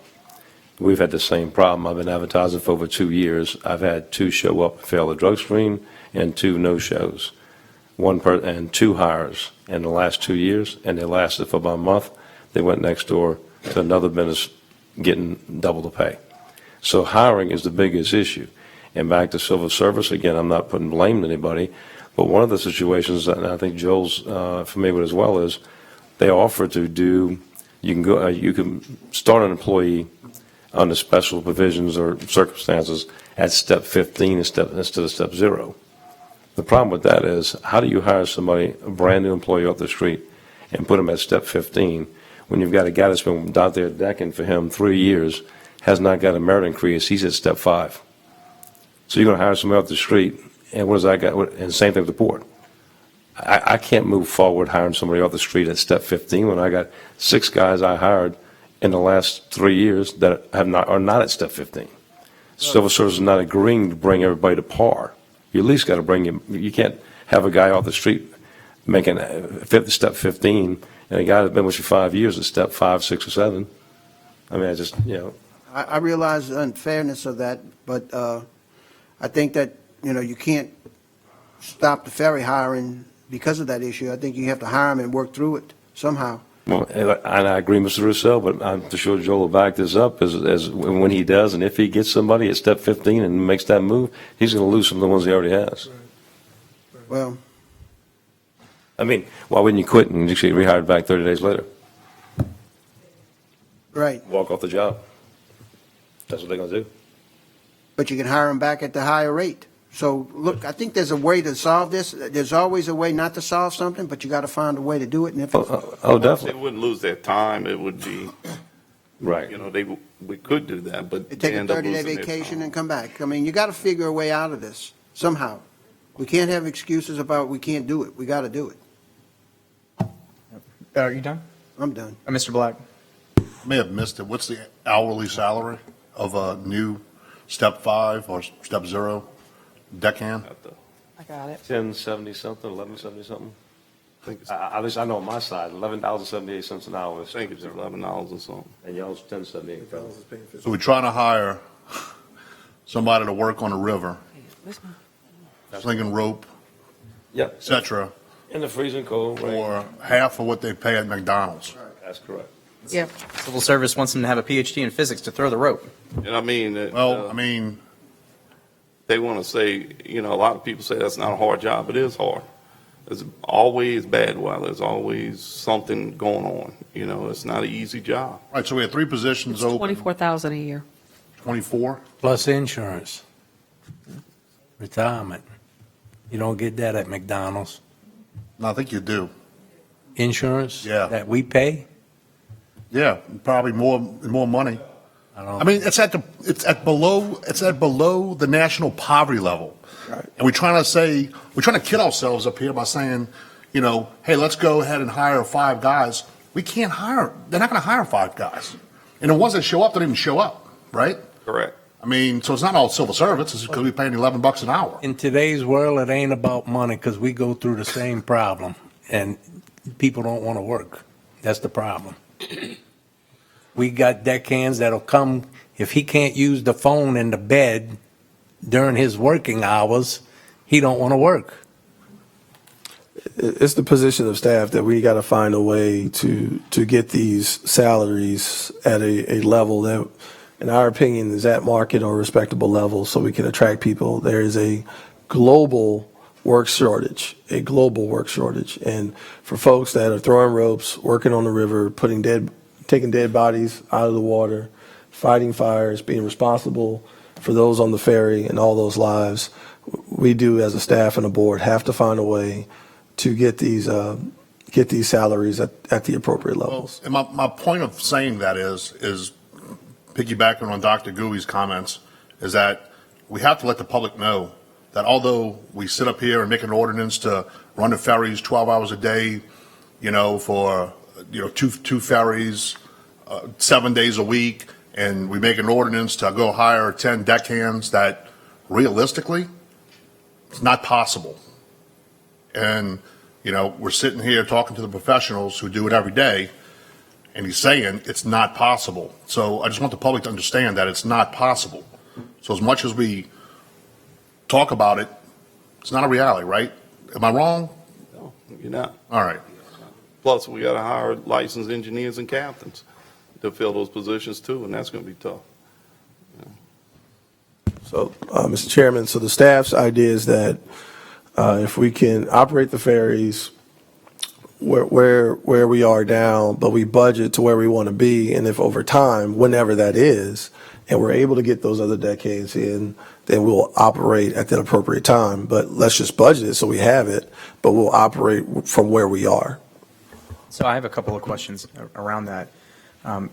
If there is an opportunity to get a few more staff on board, would it be possible to get around the landing straightened up? There's driftwood, trash, that kind of Correct. stuff. We are, and that's where the problem is. Like last week, I was the only one in maintenance, so I was doing everything, and we just shorthanded to try to get everything done a little bit at a time. Certainly. And that's where we at right now.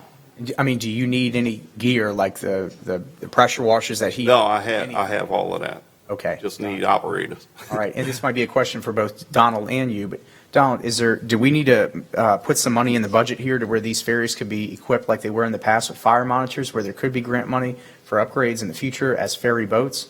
I'm sorry, as fire boats, serving the dual purpose? I could answer that. If we end up doing that, you're going through the whole Coast Guard. We have to have plans drawn. It all has to go to Washington to be recertified. And then you're looking at more certifications for the boats itself when we go out for an inspection every 3 months. And So you're looking at a lot more. Certainly, it's a heavy lift to Problems, get a passenger vessel recertified, and I know there's going to be stability issues and weight balance issues. It's going to be a lot. It might be worth looking at in the long run if we all of a sudden have, 3 new fire boats or 3 fire boats that could be eligible for some grant funding. Yeah, down the road, it would definitely be something to look at. And I guess one positive thing about this, and I guess if y'all would like to move on, is once the merge does happen, and if Joey can get some folks in and I can get some folks in, at least you have a bigger pool of people, so maybe we can make things more consistent, run it more consistent. Mr. Chairman, we'll get with Senator Vitter, with Mercury Public Affairs, our federal lobbyist, and see if there's any funds through the infrastructure bill that President Biden signed that can be specifically for ferries. And also, we could have a benefit in that in Plaquemines, we are designated a rural area. There's been a push by the administration and Congress to put more of a focus on rural infrastructure, so there may be a benefit there as well. So once we're done with this budget hearing, I'll reach out to Senator Vitter. Commissioner Newberry. Yeah, what happened to the grants that we applied for before we decided to move over to the port? Didn't we apply for some grants? We still have those grants. Come over with them. We have them, and Ms. Hilda's been working on talking to the state and all to have everything moved over with us going to the port. They are there. My plans are with the hiring and all, as we get the crews, we could start operating one ferry at full time and the other one stay where it's at. And as we get more crews, we could get the other one up and running at full time. And, that'll help out too. So, as we get people hired. Has solid waste been cooperating with y'all? I noticed there's a really big pile of stuff by the Point of La Hache ferry landings. Actually, we're taking care of that this week. I got 2 extra people. I have 1 extra person this week. So we're supposed to get down there with the machine tomorrow and start clearing that off. Got it. The other day I had to wait on the boat, and I went and made a pass myself. Right. I was just waiting to get 2 more hands to help me out down there. Okay. All right. Now that the queue is cleared, I'd like to offer this legislation. Newberry, would you like to second? All right. I'm gonna open up any questions from the board, from the audience? Say again? Yeah. Tell them what you introduced. All right. So this is an introduction. This is in association with the ferries. So $1,761,988.38 for salaries and wages. There's taxes at $26,623.54. Retirement, $202,628.66. Group health insurance at $688,286.00. And the diesel fuel for the ferries would be $706,020, which the total would be $3,385,546.58.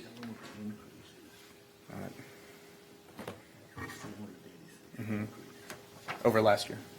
Yeah, so this would be an increase of a little bit less than $500,000, $486,955.89, which reflects the higher diesel fuel costs. So it's also going Mr. to Chairman. change the summary.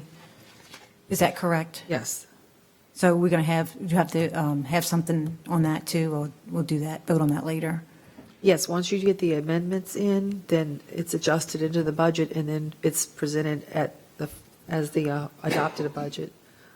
Mr. Chairman, when I looked at the line item budget that's further down in the budget, it was about $4,151,000 for the operations of the ferries.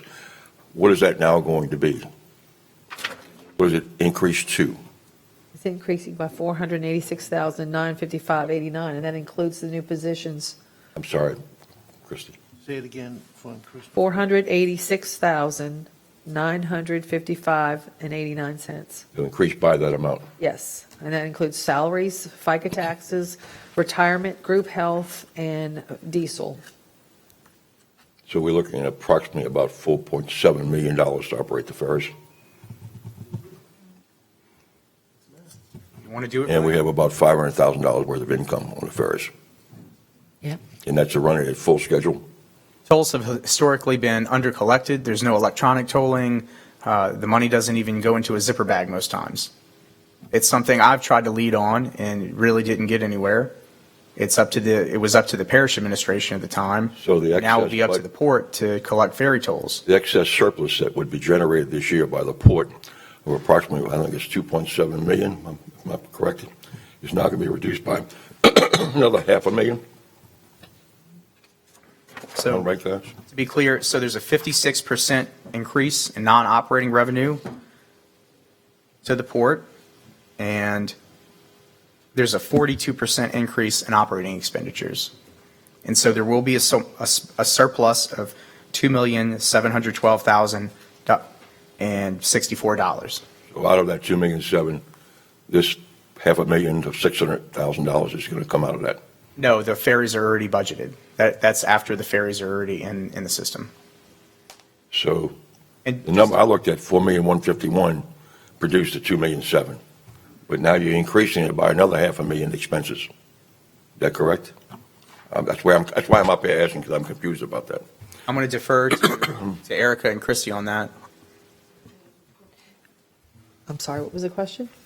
My question is, what is the overall operating budget now for the ferries with the modification you're talking about? Well, we didn't, the proposed budget was in before this, so this has to be voted on. We didn't put it in there because we weren't sure it was going to be approved by our That's the question I'm asking. They're getting council. ready to vote upon that. Okay, so. Before, it was $4,151,000. So if it increases, Total so it's amount. currently, the total for the ferries is at, let's see, the total expenses is right here, Erica. 4,197,000, and if you add the 486, give me a calculator. Behind you. Calculator right there.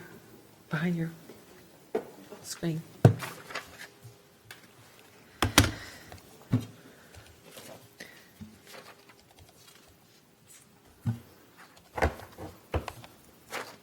$4,683.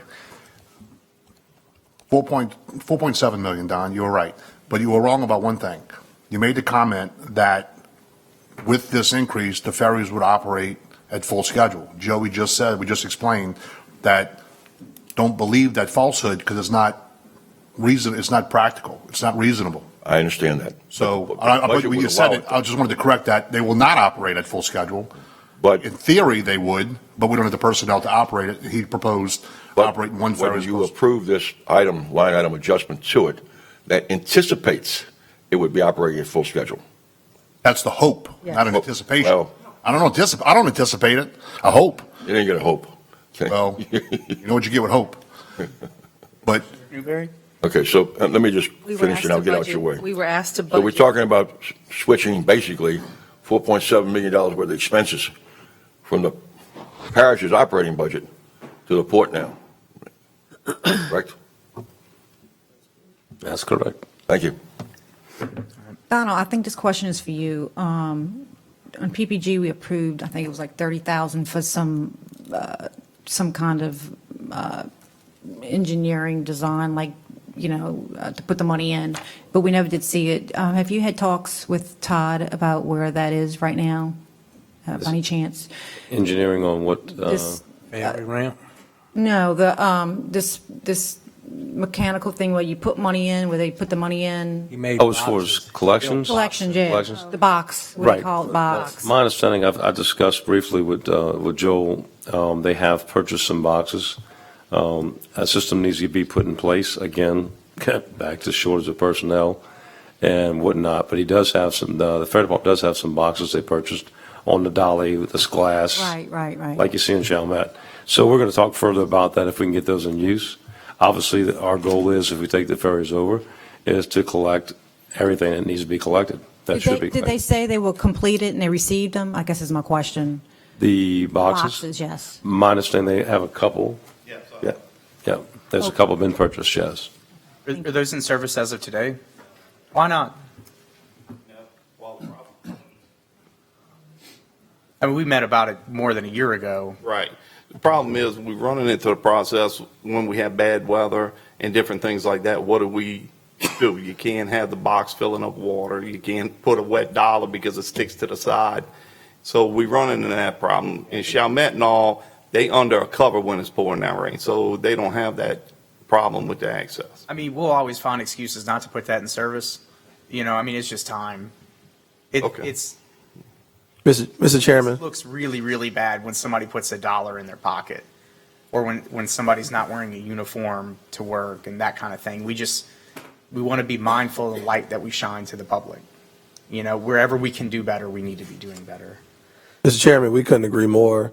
And so we'd love to work with you next year for implementing certain things with the ferry system. Like you said, talk to Donald and Joel about the uniforms and how that's standard with us. Figure out, maybe we have an awning of some kind. Maybe we can get some grant dollars or infrastructure dollars as well because it's under the port. So maybe if we put together a wish list, if you will, to how to move forward, I think that'd be good. Sure. I mean, the internal auditor recommends getting away from cash entirely, and I mean, we really need to start rowing in that direction, whether it's a toll tag or whatever else. We'll reach out to the auditor to ask for that document. Yeah. And I mean, there's other. I think that's the some best way. ideas, Yeah, the best way such as is, outdoor advertising and such that we could.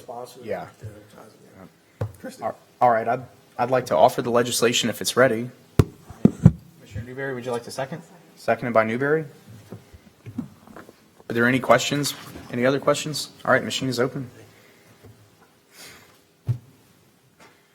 All right, I'd like to thank my colleagues for securing the ferry service with the port, and it's a 8-1 vote with Commissioner Bartholomew absent.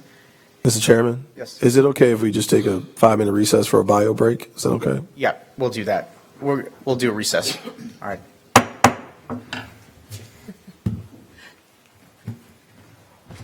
Y'all, we'll start in 1 minute, okay?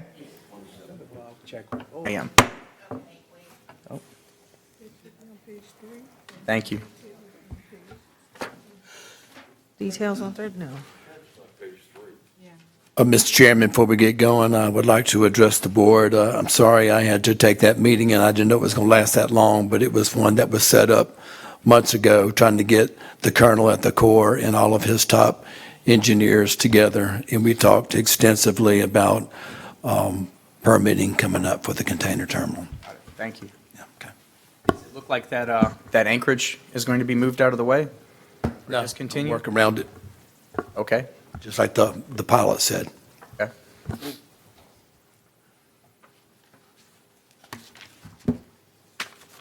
All right, y'all, so everybody's on the same page. We're going to go towards the insurance for the vessels, so some folks in the audience can go ahead and continue their day as planned. Page 3.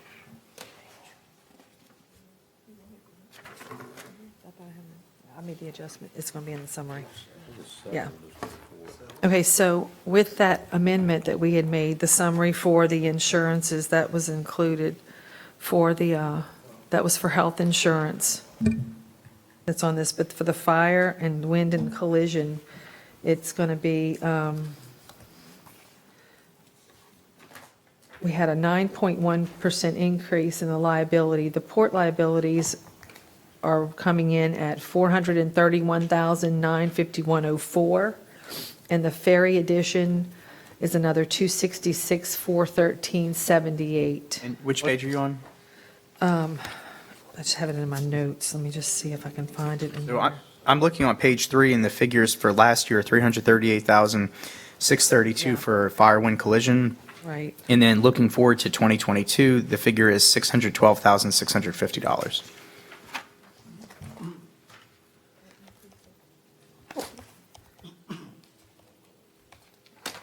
Yes. So I'll click on the thing. So while we're finding the page, is there anybody that wants to ask any questions about our current insurance providers while we're here at the table? Okay. Page 3, I got insurance, wind, fire, wind, and collision. Sure, nearly to the bottom, third or fourth from the bottom there. Mr. Chairman? Yes. I would. About insurance, any of your providers that you talked about. There was nothing in here, but since you brought them up, with the combination of these number of employees, it really changes dramatically what a premium amount is and the calculations for benefits that go across the board. And from my past experience now, has anybody sat with our providers and looked at about rebidding this entire thing with the amount of employees that we're talking about and the scope of the insurance coverage that we now need? So I think. Or we dealing off old numbers? So specifically, we might be talking about hull coverage today, not necessarily health care. Talking about insurance in general. That's what I thought. We have two separate categories for insurance. We have health insurance, and then we have our liabilities. The health insurance covers the employee benefits. That is through Blue Cross. That's who we've had for years. With us still being considered a small group, Blue Cross is the only one that will allow us to continue with early retirees. So we have to stick with them in that plan.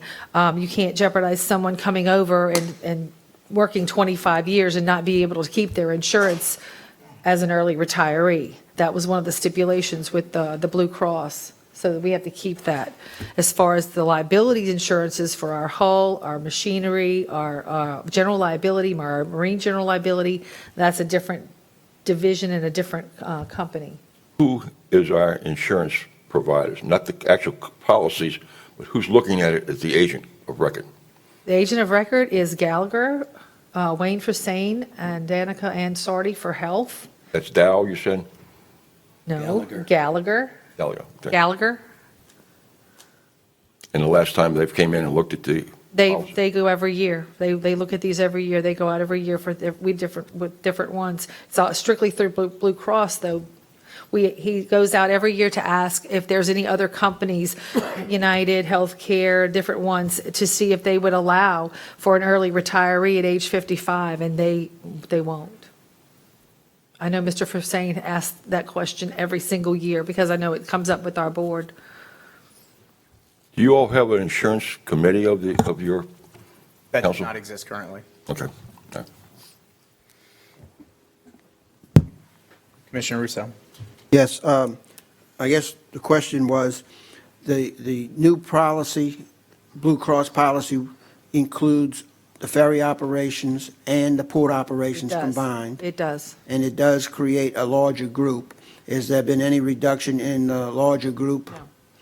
Has been an increase? They're actually allowed us to come in as another class to maintain our status.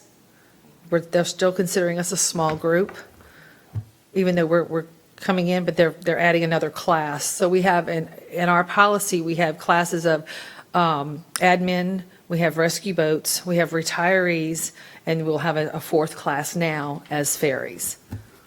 And so the premium overall went up? It went up, what was my total? My premium, where's my flow sheet? Here it is. 8.3% was our increase this year for health. Okay, and going to the... But we have two very sick employees fighting cancer. We had one who passed away, and we had several hospitalizations for COVID this past year. Okay, going to the marine hull Yes, and boat insurance, are those combined as well? yes. Ferries and Port Authority boats are all now under... Well, no. We have two, they have different carriers, but they're all going to be under the port, but they have different carriers. I understand that, but who is writing the policy? We have an agent of record? Yes, McGriff, and they're here today, if you'd like to ask some questions.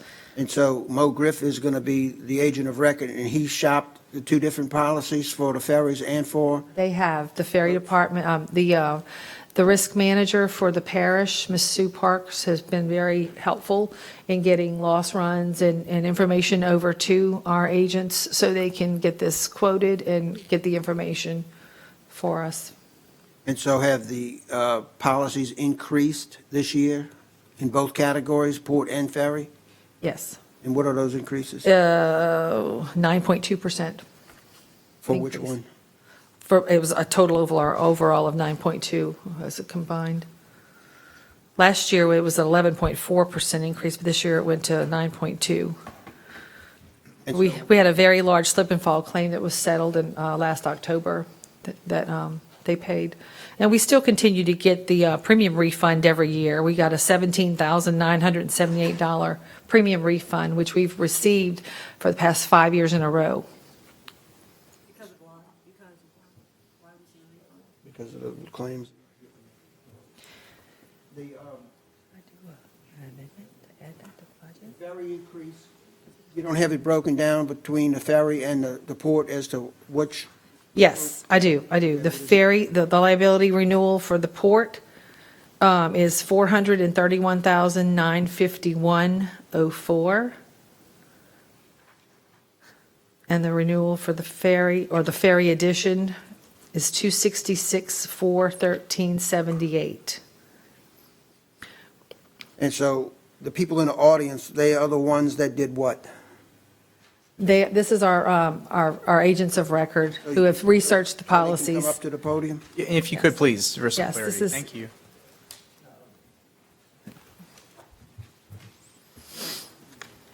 Should I do it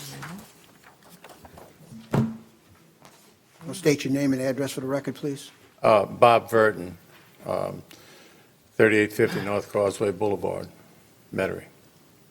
Okay, Mr. Verdon, thank you for your appearance today. Could you tell us, so what did you shop these policies for us?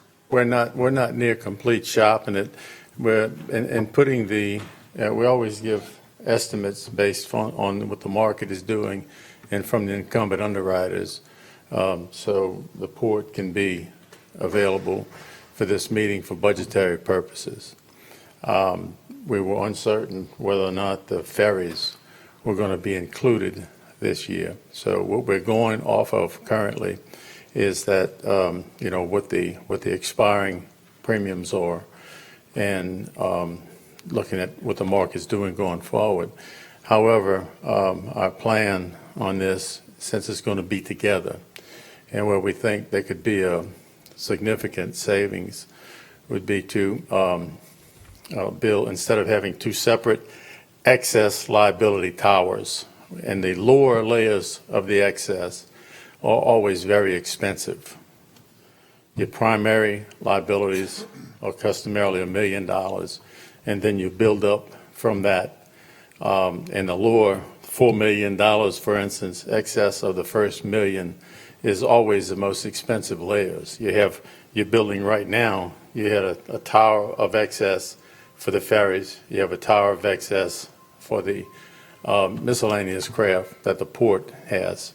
And my vision on this is to build one tower and probably be able to achieve a significant savings, possibly even, the ferry liabilities, excess liabilities goes to 50 million right now. The port is somewhat less than that. If we merge them into one tower of excess, probably be able to buy higher limits if it's desirable when we do the formal presentation and quote. And so when will the premiums be due for the new renewal? Well, the ferries are in effect right now until June. That insurance has not expired. The port's insurance expired January the 1st.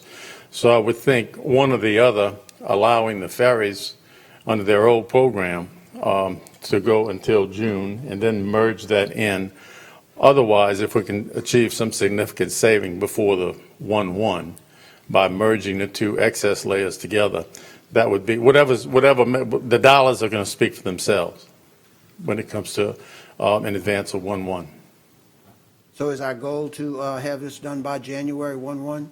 Yes, sir. If we can have a significant savings and Well, it would make all the sense in the world that we can have a significant savings by merging the excesses instead of having two separate towers. As I said, the first layers coming over $1 million are extremely expensive. The higher you get, we do it in the $4 million excess of primary, and then we probably have a $10 million excess of that, and then 10, 15, 20 million in excess of that to get to whatever limit that the port wants to have.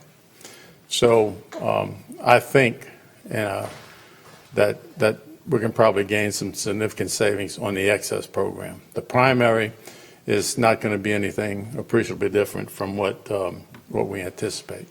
So the schedule, a presentation will be made to the board for acceptance of the new policy? We always present to the port. Yes, we can, Yes, we sir. can do a presentation.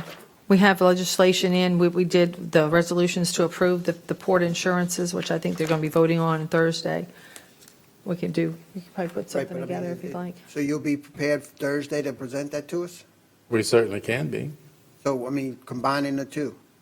We certainly can be.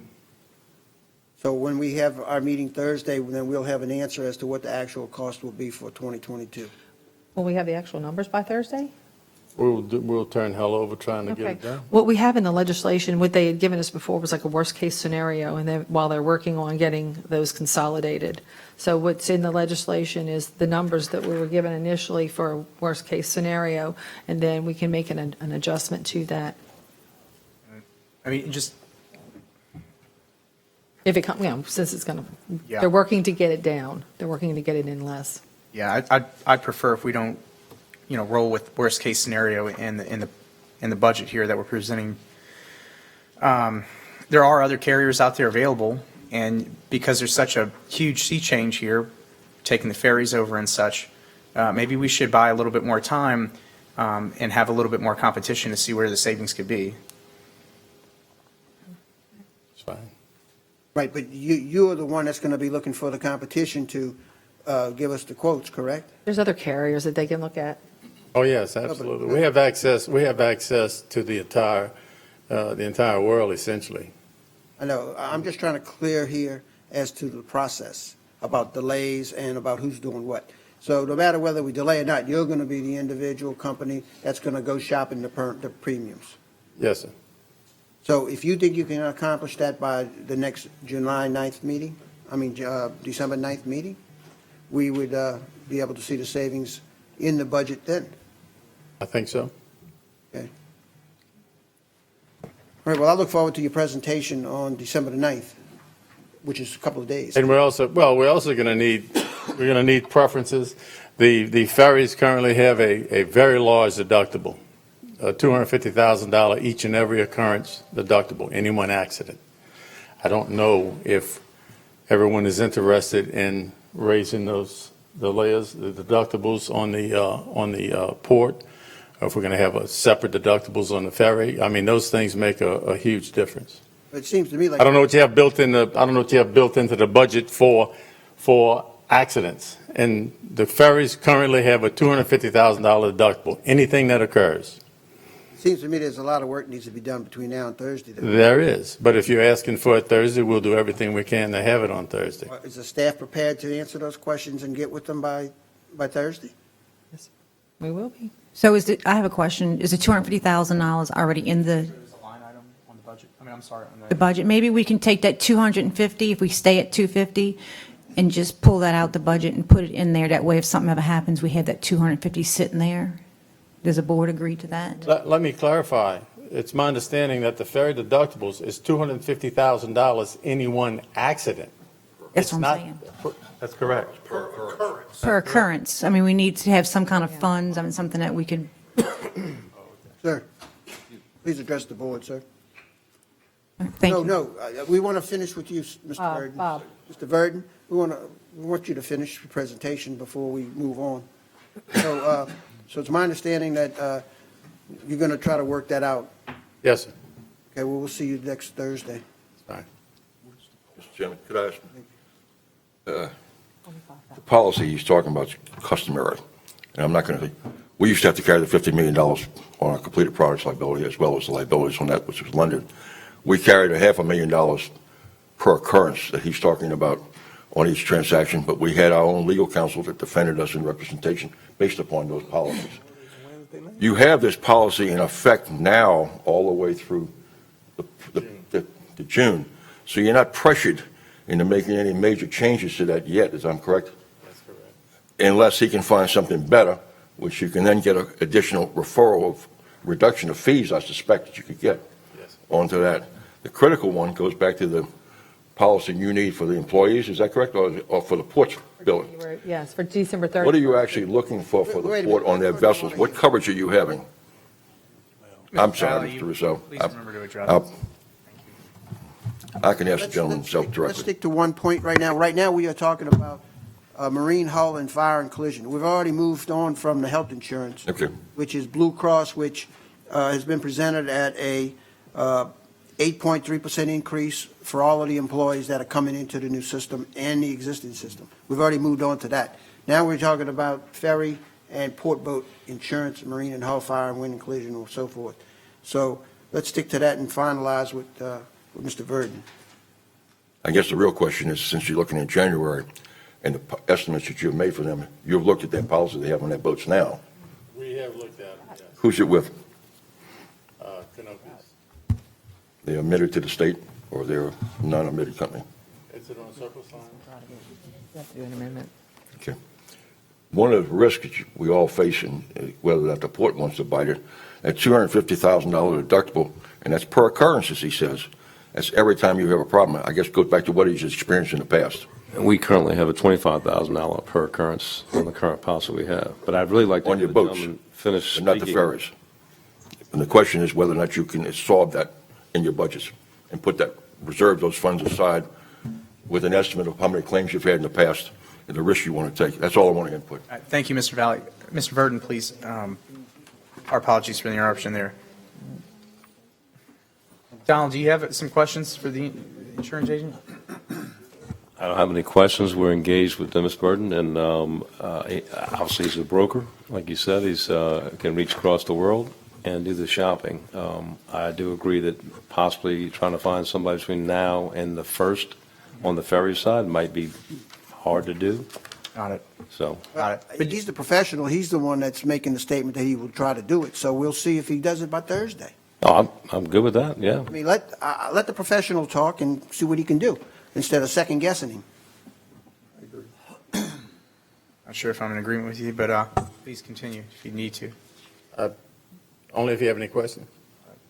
We'll meet with the port and see what their wishes are as far as absorbing deductibles.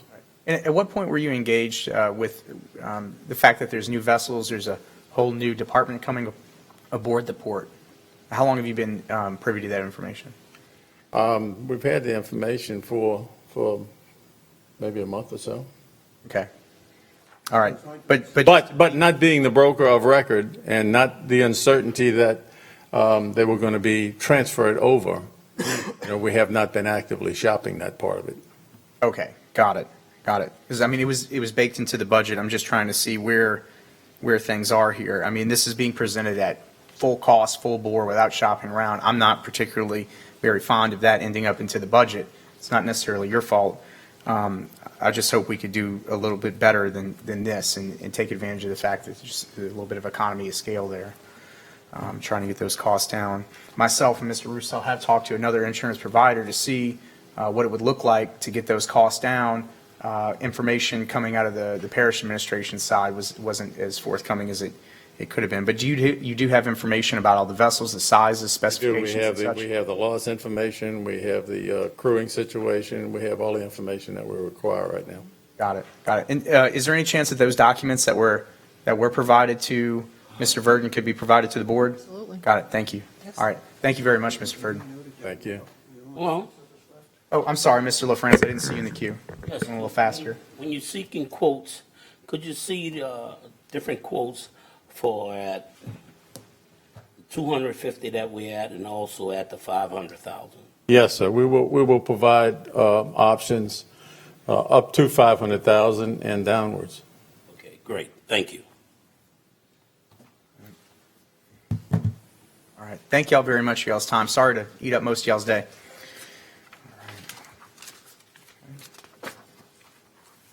I do have one other amendment. If we're going to we just had two. If you want to go back, it was for the, to remove, to remove the interagency fee for fire and ambulance of $585,867. This was requested by Commissioner Bartholomew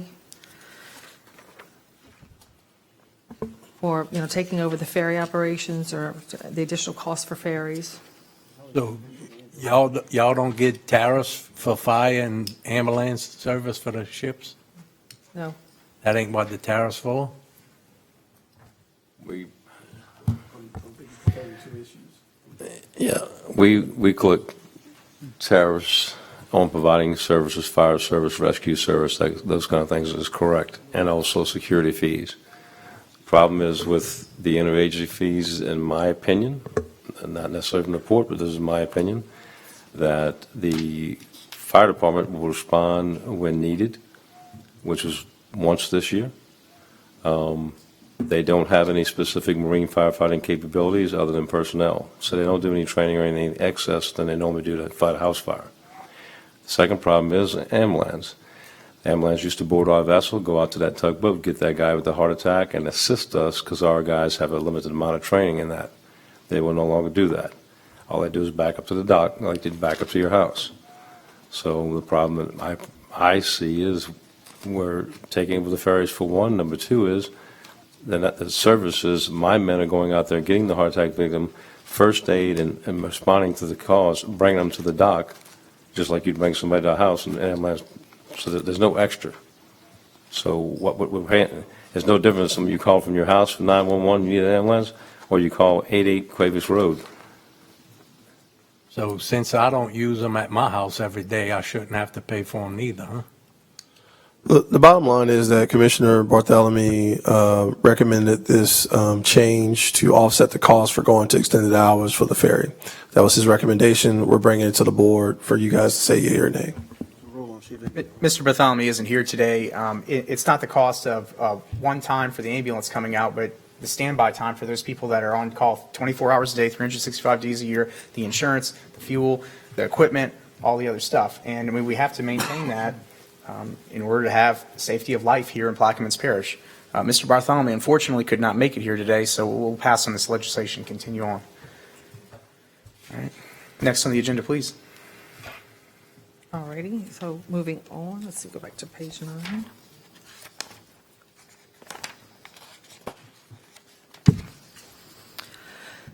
Capital outlay projects, we have, let's see, what is this? Vehicles, light trucks and vans, 98,000. Which page are you on? 9 of the summary.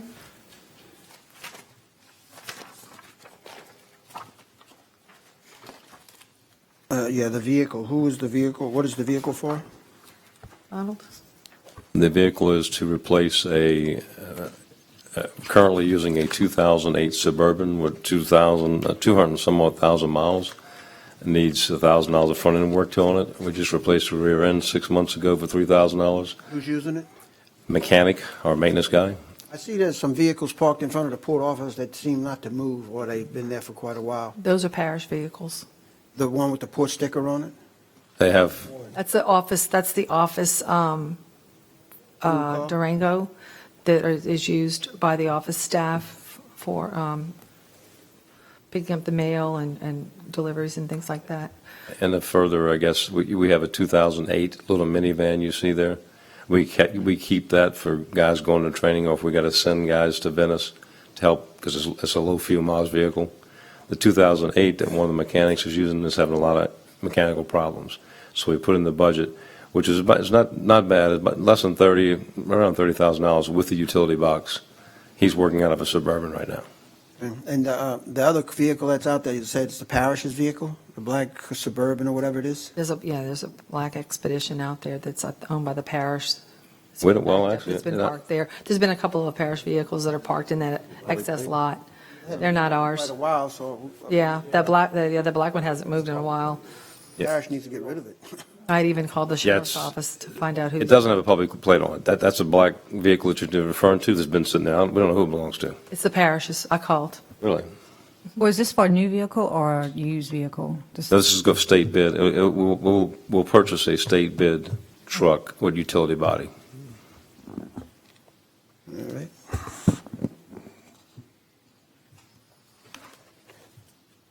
Going down to equipment, we have generators, 80,000. Equipment for the MSOC security system, 295,000. I might have missed the 167. Oh, vehicles, other boats, CA, what is that, Donald? I'm looking like, 167, 100, page 9. Second item. Vehicles, other boats. what page again, Chris? 9. Budget summary, page 9. Yeah, my book is not, no, this is, The what second that green is? tab. sorry.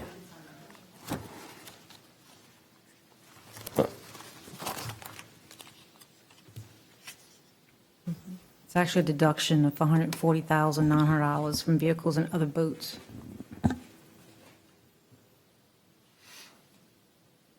I have to look at that. She's looking Give me, if you don't mind passing, and I'll get back with you in a second here and look at my notes. Okay, she's looking it up as we speak. Also, let's see, 80,000 for generators, MSOC 295,000. Equipment drone, 254,000. 60. Just to be clear, we're going to spend $295,000 on a generator in St. Bernard Parish? Equipment MSOC security system, No, is that part of the grant? that's a grant so to support the MSOC system. All of the MSOC stuff's grant, the consultant, this one, equipment, that's all grant money, Yes, different. yes, yeah, we're not cutting a check out of the port to the MSOC. It's a grant that was applied for. Is it possible to arrange a field trip for commissioners who are interested to see where those investments are going? Sure, sure. On the 16th of December, you're welcome to participate in the exercise. Put a vest on, you know. It'll last for about 4 hours. It'll be live action, complete, shut down the river in certain areas. Okay. A lot of the equipment that's listed here are part of the grants. For instance, the drone, the GIS, the CBRN, the mesh network, those are all parts of grants. Equipment bid security, 650,000. Equipment mobile, let's see, go down. The property acquisition for land, 1,200,000, that's for the piano keys. Property water booster station, 2,021,44. Property reimbursement, that's for B3, 1,349,64.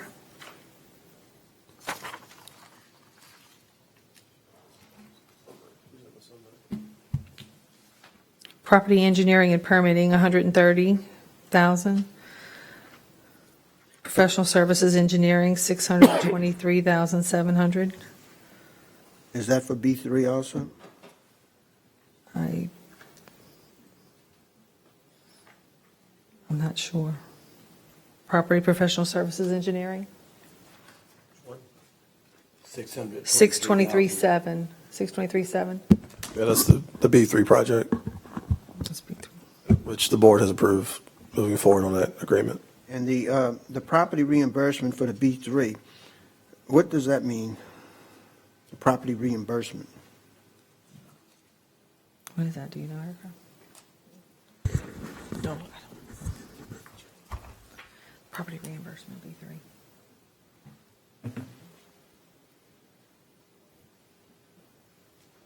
I can find out. Imagine with all that construction around there, it's significantly more. Well, it's at 1.3 million. Run that to ground, Christie. Okay. We're going to look into that for you. You got that number? Okay.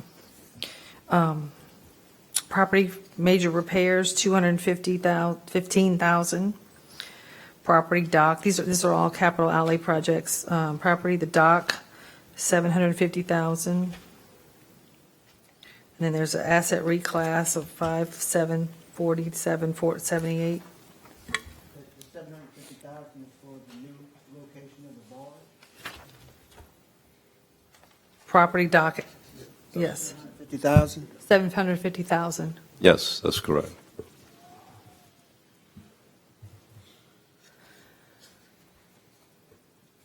And if things go well with the barge we purchased, I should have some extra funds. I've got a request to the Area Maritime Security. I can take those extra funds and put towards the dock because obviously those expenses are going up to put the dolphins in gangway.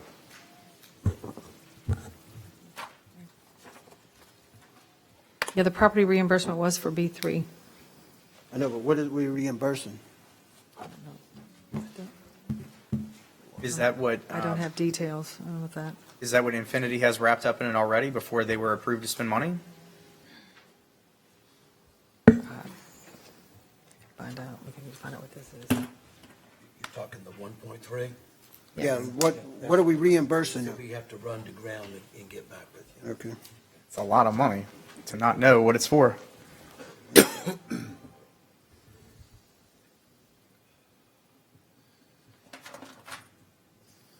And that's it for the summary. All right, thank you. All right, moving along.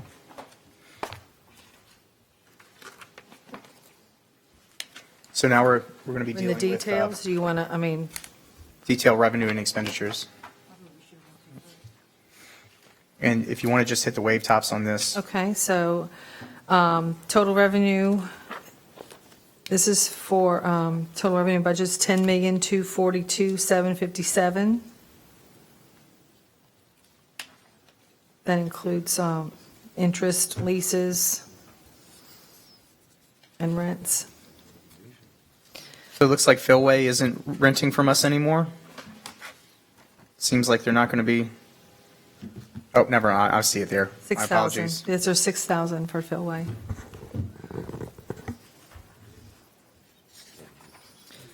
Tariff revenues is listed at 5,014,500.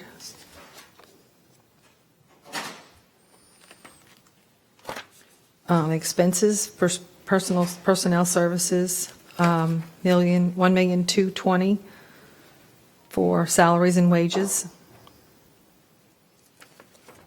And this is for the general operating company. This is general operating 2460.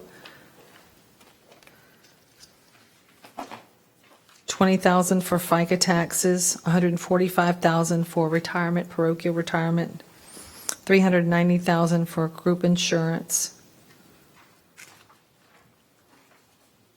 We have 306.50 for interagency service charge, 585,867 for interagency fire and ambulance. We did not budget for interagency for ferry operations since we're taking those over. So the total financial and related services is 1,285,567.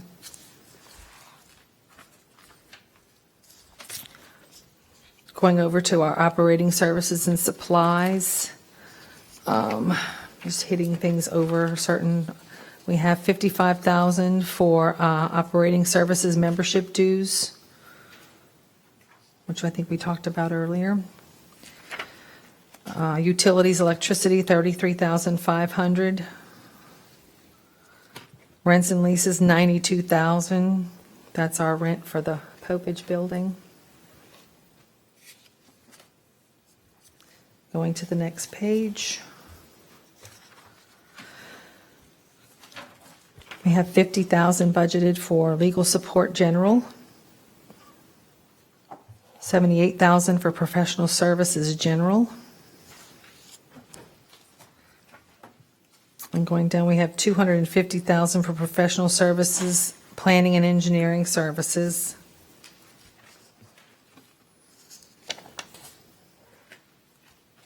Going to the next page. Let's see, nothing over 50. I see consultants, lobbyists, 37,000. The rest of it is just expenses for supplies, postage, office supplies.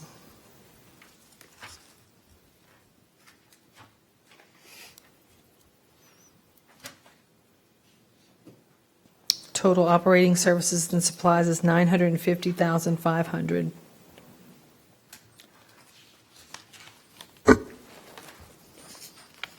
And then the next page is the breakdown of the capital outlay and debt service. 60,000 vehicles, light trucks and vans. And 70,000, let's see, 70,000 is the total outlay in debt service. Before we move along, this question is for Erica and Donald. Does anybody in your departments need more technology, computers, et cetera? Is this enough, the $5,000 that's budgeted? I mean, if y'all have older equipment, if you need new computers within your offices for your folks, I mean, we could absolutely make a change here. We're spending money on a lot of other things. We want y'all to have the right tools for the. Well, we have our new laptops and stuff. We're sorting out issues right now with IT and stuff like that. Okay. At this point, I'm not sure what additional stuff we may need. Okay, we just want to make sure y'all have the right tools for the job. Donald, how about y'all? I'm going to say that, concur what she said, we're not sure this time what other positions that come over with the ferry, because we really don't have any extras, so there is a possibility we will need a few more laptops or PCs, unless they bring theirs with them, which my understanding, I think they will. Okay. So. All right. Thank y'all.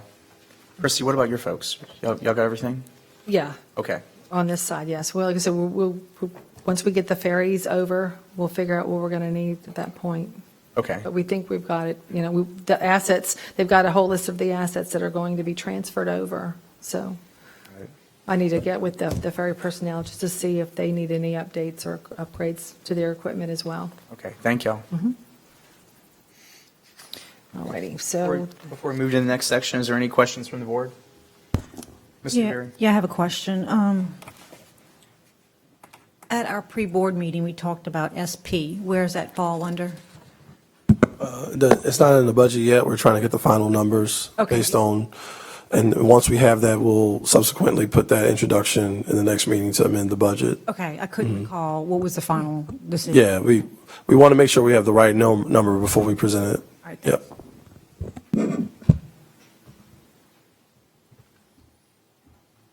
Okay, the next section we're going to go into is 2462, and that is our rescue boat department. For personnel services, salary and wages is $1,425,000. We have $200,000 budgeted for some overtime. And this is seven of the detail. Christy, talking about overtime, and are we going to get any type of funding from COVID? We're working with that. Is that still part of that? Yes. Okay. Yeah, that's part of the one that we're going to go out for with the vote this week. Thank you. Yes. Hopefully so. Our total personnel services for the rescue boats is $1,899,875. The group health insurance is $585,000. Insurance, fire, wind, and collision is at $400,000. We have our total financial and related services is $1,060,000. Going to operating services and supplies, we have $100,000 for warranty services. Go on to the next page. We have communications, rentals. The next large item is going to be maintenance. Barge relocation is $100,000.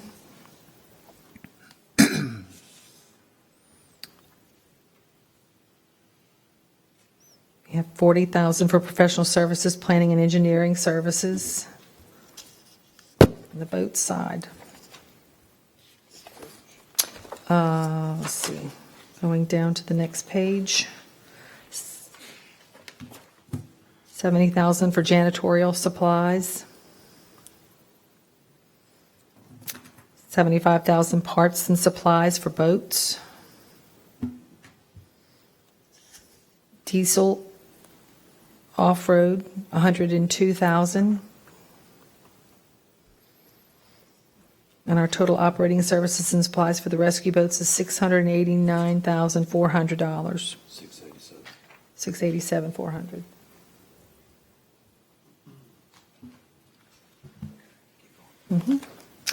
On capital outlay, we have equipment generators for 80,000. Major repairs is 140,000.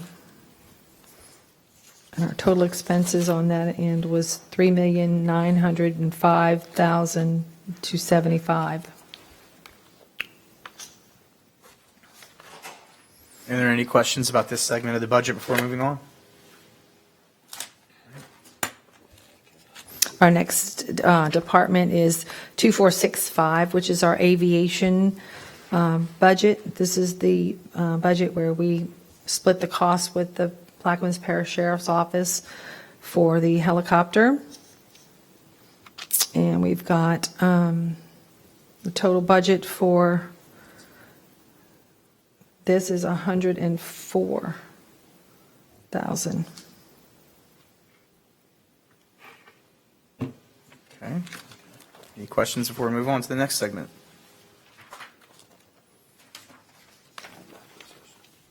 Next one is 2468, land acquisition, piano keys. This is where we've got money put aside for piano keys. We have property acquisition of land under capital outlay, $1,200,000.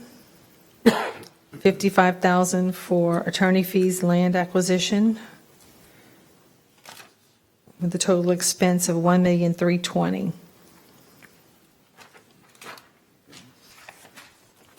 Our next department is our ferry department.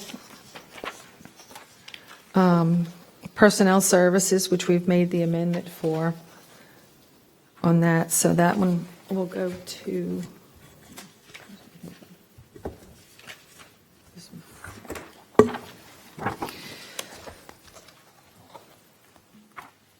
salaries and wages will be $1,761,988.38.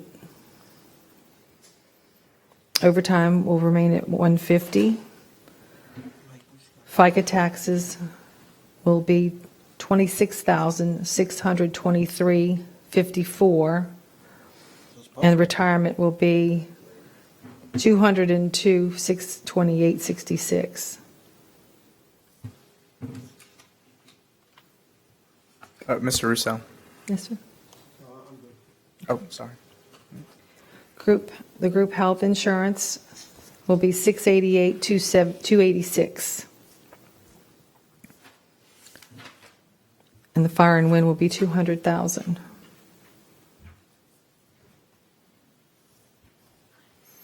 We have maintenance for the boats at $475,000, and we've basically just taken the parish's current budget and just moved everything over. We've met with Joel to see if there was anything else that he needed or requested other than the positions. So that's the only other adjustments that we've made to their budget currently. $150,000 for professional services general under the ferry department. Parts and supplies, boats, $68,415. And we increased the fuel for the diesel fuel for the ferries to $706,020.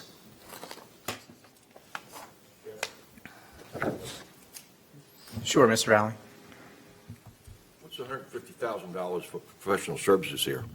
I think as Joel mentioned earlier, and please don't let me put any words in your mouth, but tugboats, divers, et cetera, is that? It's really more for emergency services, as you stated earlier. No, we added $200,000 to it. Okay. That's what the amendment was for, so we added. Joel, if there's anything you'd like to add, please, by all means, just step to the mic.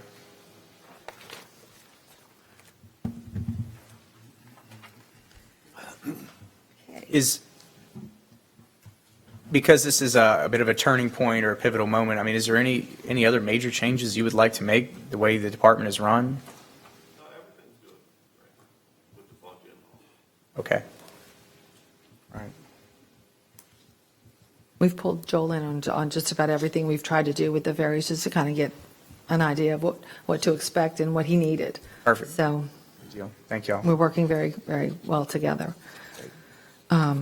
Under capital outlay, there's 75,000 for major repairs, bringing the total expenses of 4,107,630. But I think that'll change because of that amendment. Do we need to add anything there, for instance, to put shore power cords so we could open the ferry ramps during hurricane events or anything like that? Joel, I mean, it's an opportunity to improve the way we're doing things. Well, Belchase has generators, Point LaHash don't, and we usually bring in portable generators and hook up to the docks. Okay. Yeah, and that goes under the stuff the parish is doing with the storm. Okay, because there was we were having a lot of trouble getting to and from the southern end of the parish. And Right, even till we those brought ferry those ramps and generators. service would have been really, really helpful, but they weren't. So I mean, it's just Once plug we and got play those at this point, generators or what? hooked up, everything worked fine down the road. Okay. It was just getting it all hooked up and getting it in place, the generators in place. Got it. And Mark, am I imagining things, or is that kind of how it was? Yeah, I figured we could, waiting on a generator, you could have a shore power hook up to the boat itself. You could run the ramp up and down while you waiting on the generator. Right. We used to have that a long time ago. All of that wiring is in bad shape on the barge itself. And that we had all of that hooked up from the boat to the barge. So you would have to hire a contract company to come out and, I guess, repair all of that stuff. Sure. That was damaged from, a few of the other storms that came by. Many residents came to us, both here in Point LaHash, expressing how the ferry system is a vital organ, and man, did we need it after that storm. I was toting water in my speedboat down there. But, I mean, if there's an opportunity to redo all that stuff, let's, make it a project and make sure it's funded to where people can move about in the aftermath of a storm. Right. Oh, Russo, go ahead. Without making it a new project, it would be good if you would be included in the design of the new ferry ramps under the grant and include those type of things rather than trying to patch up this old rack. Right. I have been to a few meetings with the DOTD and all on the ramps and stuff. Well, that's the time to put this into the project, I would believe. Right. Hopefully we get generators like we have in Belchase, station. Thank you. Such a network of patchwork on those, really need to take a lot of TLC for that. Do you think you need to take the year to figure out what you need, and then in the next budget, we'll make sure it's there? Yeah, I would have to get companies to come out and look at all of that. Okay. That was the approach that we took with him. Tell us what you need to come out. Right. Mm-hmm. Got it.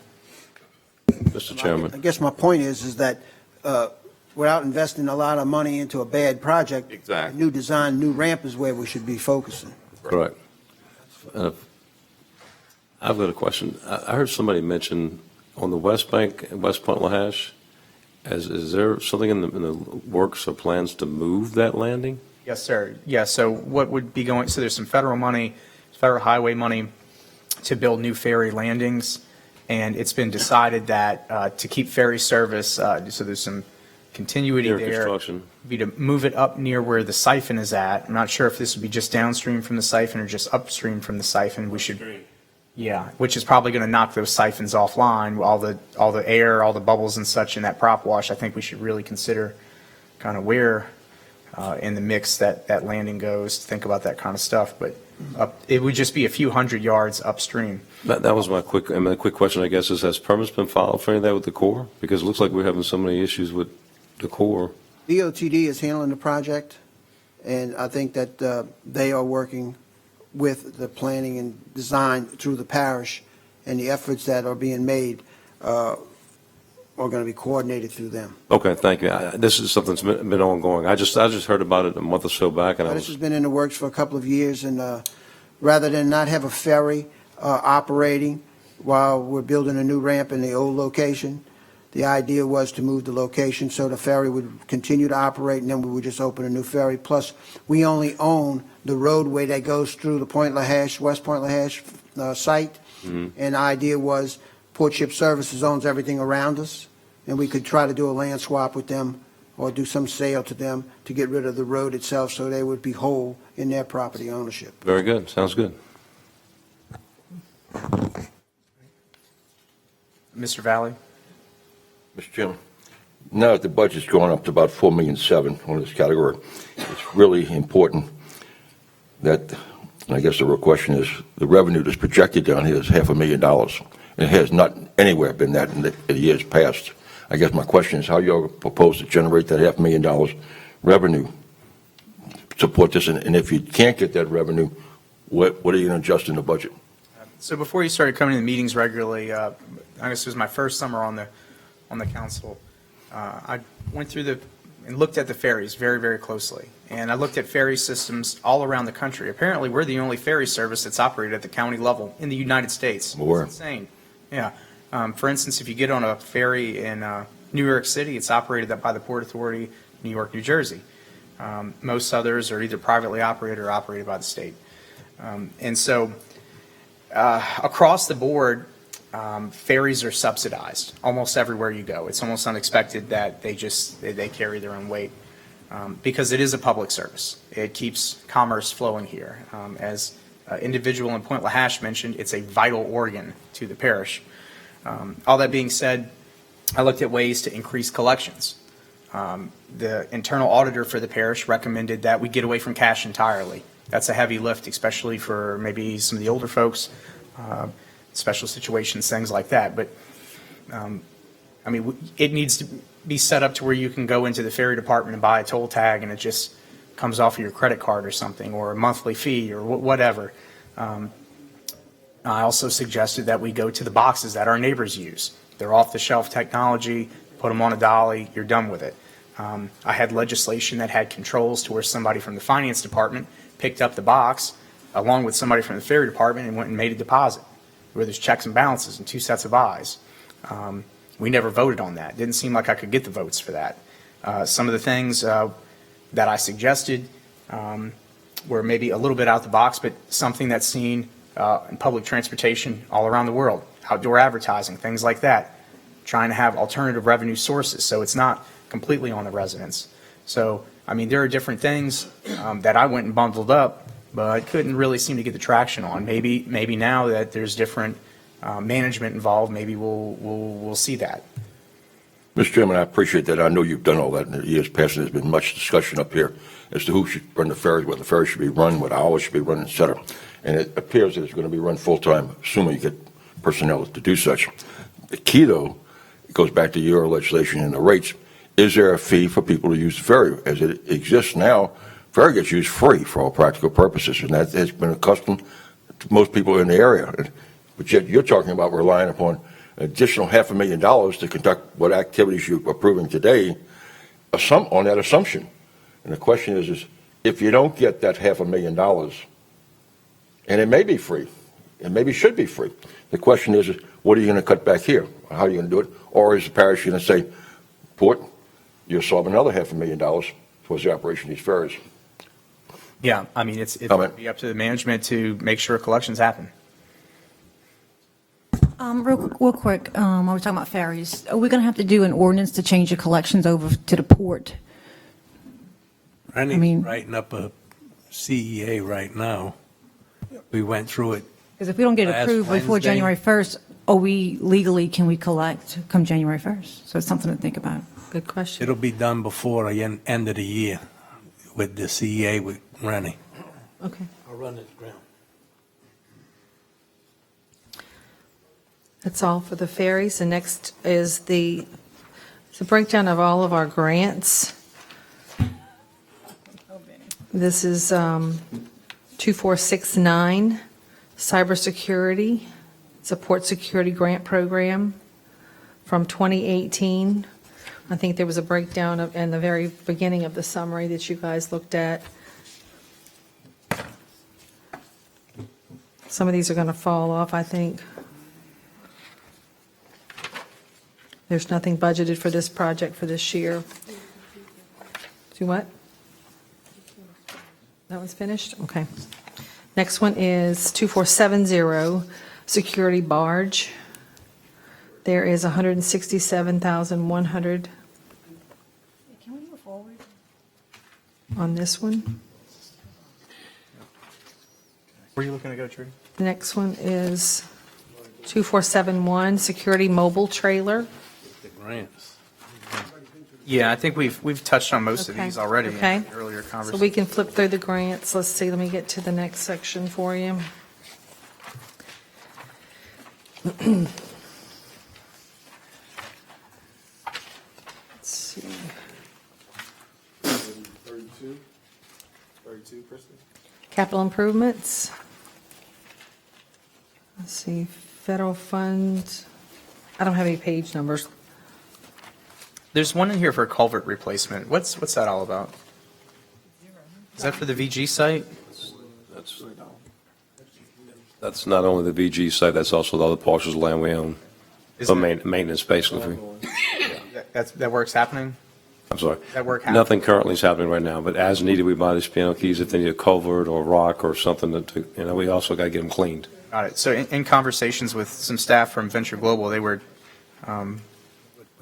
eager for that type of work to be happening around there. It may have cost them a significant amount of money because some of the grounds back there converted into wetlands where they had to mitigate and maybe pay up to $30 million more than anticipated. Is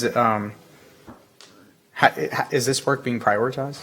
No, when I actually give you a little history, that money was budgeted in the budget years back over the last 4.5, 5 years that we owned the property. We went in there and swept ditches because you can't use the word dig. So we swept ditches, we put culverts in for crossings, and actually filled in roadways where they had potholes, things of that nature. So we maintained the property by keeping the grass cut. And that's why there's a small amount of money left there, and we left it in there for these other pieces we're buying. So everything was draining fine, obviously post-storm. Everything was good except for the pumping station issue in the back canal. But I think mainly what you're talking about from VG is on the Highway 23 side, there's some areas that need to be addressed on the culverts there. Thank you. But, to Donald's point, Donald has actually been the point of contact working with Forey Mosser and the Venture Global team to make sure that drainage, that area is being properly drained. So there's constant communication between the VG team and Mr. Durr. And just to add, it's unfortunate, but we had that property drier, as per folks I know down that way that worked that land for 25, 30 years, drier than it's ever been pre-Ida, by doing all the culvert work and drainage work. And then, of course, the storm came, and you know the rest of that story. Highway 23, you need DOTD to come blow out culverts or something?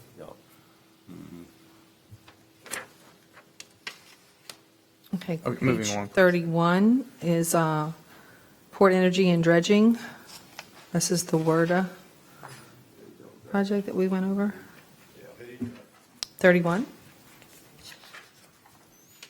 Page 32, this is our financial administration. This shows the rents and leases for the pilot program, our post-employment benefits, retirement.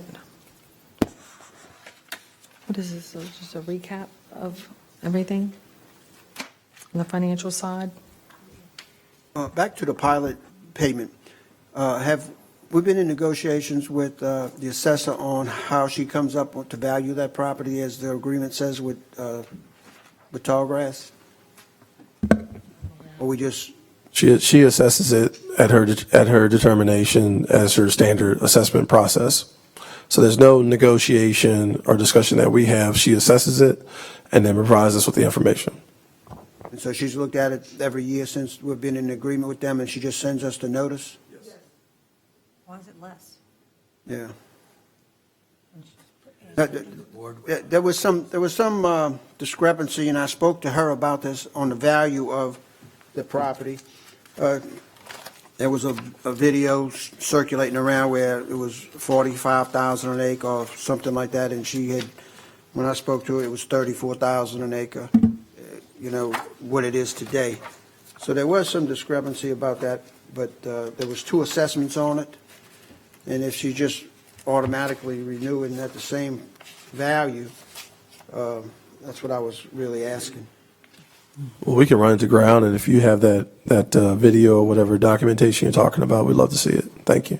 She would have it. I asked her to look at it. She has it. I asked her to look at it. We would appreciate it if you provided that to us too. Thank you. It's on Facebook, a video of her.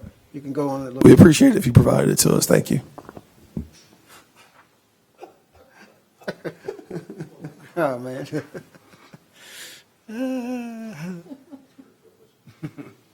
I can't congratulate you enough. The next capital improvement is a culvert replacement project, and there's nothing budgeted for that for this year. On page 34, we're capital improvement for the B3 relocation project. This one is at, The same question on the property reimbursement that you're going to run to ground, right? Erica has that. Well, it's pretty much we can change it because it's not really a reimbursement. So we can go about and change the name and get that reimbursement because I think that's what's throwing you all off, reimbursement. Yes, it is. Yeah. It's not a We'll do a change and change it in the system. All right, do you want us to make an amendment here to change that? Sure, you can. What are you changing it to? It's a purchase? Yeah, construction.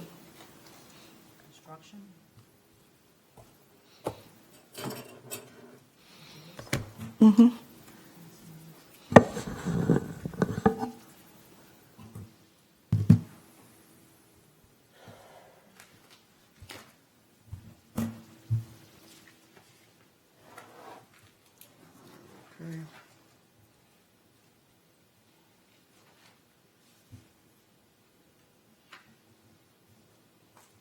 The $623,000 increase on property professional services and engineering, that's again, we're repeating the engineering fees for Infinity?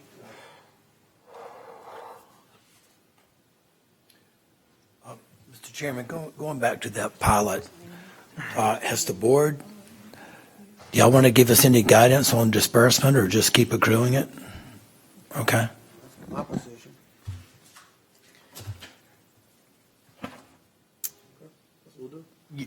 If that were just a regular tax piece of property, if it didn't have any sort of special designation, the sheriff should be getting some, the school board should be getting some, Right. assessor a tiny portion, the hospital district another.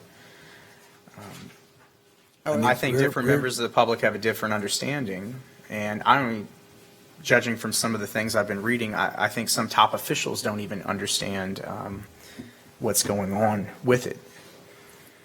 Well, it's my impression that what it serves as is almost a rent, to keep it off the market.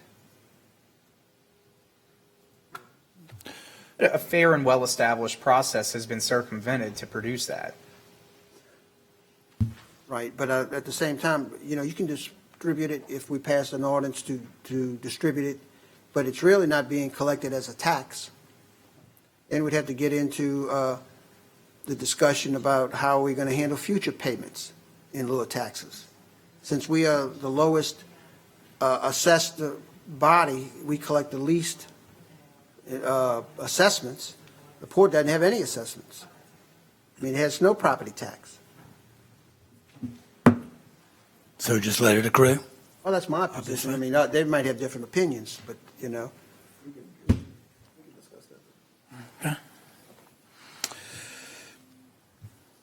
Go ahead, Christie. I gave the name change amendment to Kim to change 568-310 from property reimbursement to property construction. I'll offer. 1 second. Okay. Offered by Cognovich, seconded by Rousseau. a name change only of the title?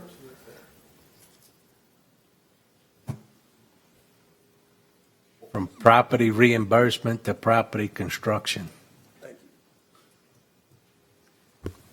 On the, All right, we'll open the machines up. There's no further questions? Okay. At the vote. All right, measure passes 6-1. Oh, I'm sorry, 7-1.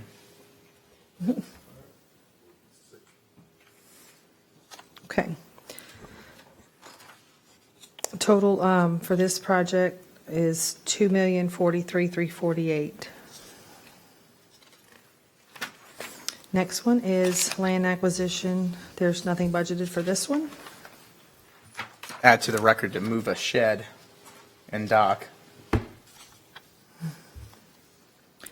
next one, For the last bit, if you could just please add to the record that Blink says to move to a shed and dock. Please continue. okay. Page 36. Capital improvements, this is for the water booster station. There is $28,000 for professional services general, $96,000 for professional service resident inspector, $250,000 for planning and engineering services, for total operating services of $374,000.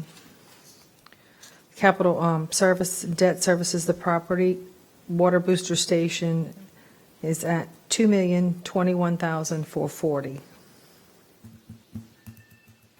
So the property for the water booster station, is that the purchase property? The 2 million? And have we had anybody besides the current water operator tell us that we need this? Has anybody besides Infomark, has there been an independent engineer that has evaluated the water system that has determined that we need to make this investment in Yes, lieu Robert of a Morgan water has. tower or something else? Robert Morgan with Infomark has stated this consistently, that Certainly, this is but a need for the parish. But the question I had was anybody besides our current water operator, besides Robert Morgan? Well, Colin We've not asked Associates. anyone in the It's- parish. It's a lot of money, and there's an adjacent water booster station just downstream of this that needs some improvements. What's that, Mr. Matthews? I'm sorry. This is a parish infrastructure need. We offered to help. We offered to help, and we're using port funds to help in this infrastructure project that benefits the parish. So at the end of the day, it's the board's call what you want to do. Yeah, what would it cost us to get a second opinion? I don't know what it'll cost, but if you want us to look into it, run it around before the end of the year, yes. That would Was be it- great, Paul, because Okay. I know Richie has said it over and over, the cost of this is kind of high, so, wasn't you complaining the other day that you don't have water pressure at your house? Yeah, Yeah. but there's another water booster station that's like 8 miles from where this is going to be at the very most. And let's if- put in if some it were legislation and get a second opinion. repaired as it needed to be instead of building an all new one, maybe we wouldn't have these problems. Okay, back to my original question. The property water booster station, is the $2 million for property acquisition, or what is it for? That's part of $6 million. Paul, do you know? It's part of the construction dollars. The entire project is where we had it set up in the 5-year capital improvement. Maybe that's the wrong wording, and we can fix that and we can get back to you. But it's not for purchasing property. It's just with the construction side of it. Is this going to go on the PLT property? No, I'm not. No. Do you know its exact location where it's proposed? Yeah, we do. We do. We have it in the design. I apologize. I'm not the expert on technically where it's going to be located specifically, but I can get that from Where would that be? Mrs. Naddison. Well, to my understanding, the lines themselves obviously will be within the right-of-way, the Highway 23, right-of-way that they have there. The booster station, I'm not 100% at this point to answer you whether it's going to be offset outside that right-of-way or not. Okay. So- Do y'all have above the Alliance Refinery, Get below that from it? Robert? Yeah, we'll get it. All right. And we'll get a second opinion on the need. Yeah, I mean, I think what he's trying to point out, and I might be wrong, but do we need a booster station or do we need a water tower? it's not so much that. So, well, what else is it? I mean, we've got staff advocating for a $2.3 million thing, and It's a they can't $6 tell us where million it, project. can't tell us where it's going to be. Nobody else besides the guy we already have that might, his company might greatly benefit from its construction in some kind of way, is telling us we need it. I just hope somebody's asking questions. It's, we call it the Alliance Booster Station, which is going to just be just across from the Alliance Refinery. Now, if you're asking for the specific longitude, latitude, I don't have that at this moment, but I can get that for you. But the idea is that the 20-inch dual feed pipelines will be able to get from that Alliance station down to the main campus and benefit that area and other parts just south of that area. Now, if you would like for us to go over with Kyle and Associates line by line and longitude and latitude of the location, and we can get you some area maps and put that to you, we can definitely do that. Not a problem at all. To Mr. Roussel's point, he's asking if you need a water tower and a water booster station. Our understanding from Infomark is that you do need the water booster station. If you had a water tower, that would help with capacity. Capacity is not the issue. The Bell Chase Tower has the capacity. The issue is the pressure, is the ability to get it down there, not how much you can store. That is the issue. But we will get a second opinion on the need for it. Got it. Thank you very much. Mr. Chairman, Certainly. I've been sitting back listening to this for several meetings, and today I heard just more BS about it, and not clear what's going on. This is a public project that was done by the parish, and the parish engineers and the parish made a presentation. It is not even approved by you all for the $6 million, so it ought to be deferred today completely. Ask for a written report from the engineers on this thing, and maybe, as Ms. Newberry points out, let's reconsider and have a second opinion as what is truly needed for the parish and the area for growth in light of all these projects falling out. Sure. And I know there's an anticipated need. We don't, Paul, do you know how much water daily the container terminal is going to use? I do not. All right. All right. That is a technical component that if we had that information, I would provide that with Mr. Morgan and then get a better understanding of what more we need as far as water infrastructure. So, there's still some questions that need to be answered, Mr. Valley. I agree with you there. I know we probably need this, but I just want to know for sure that it really is. Okay. Moving on. Move on, Christie. Okay. This next section is reclass. That's a financial page, I guess, for what? Next one is, okay, next one is 5-year capital improvements. This is so tiny. Jesus. 37. Dr. Bowie, what's going on here? What's all this about? No, I don't. Financial classification. Your experience in government, do you have? You have a question? Yeah, sure. Page 37. Just want some clarity on what exactly this is. What is reclass? Nearly $3.4 million in one of these columns here. A little bit more than 4 for the 2022 proposed. The asset reclassification is just that when we depreciate on the asset, we reclass it. Okay. And that's what that is. Thank you, Erica.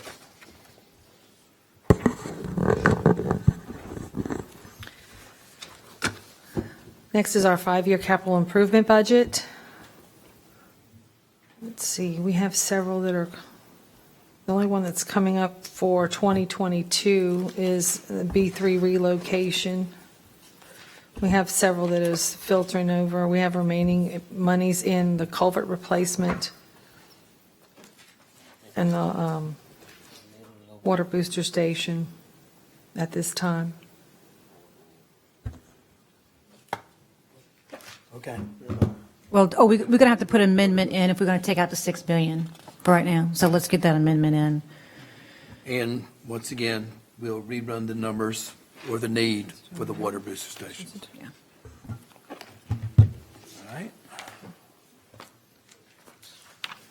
Next one is the manpower tables. Back to the other one, you got 4,160,000 in red and in parentheses.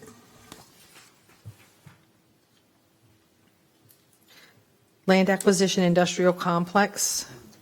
Yeah, we took that out. So that, if you look at it, it's from 2021. 21. So we recognize that this board was outside of the piano keys, was not interested in the port purchasing land outside of those piano keys.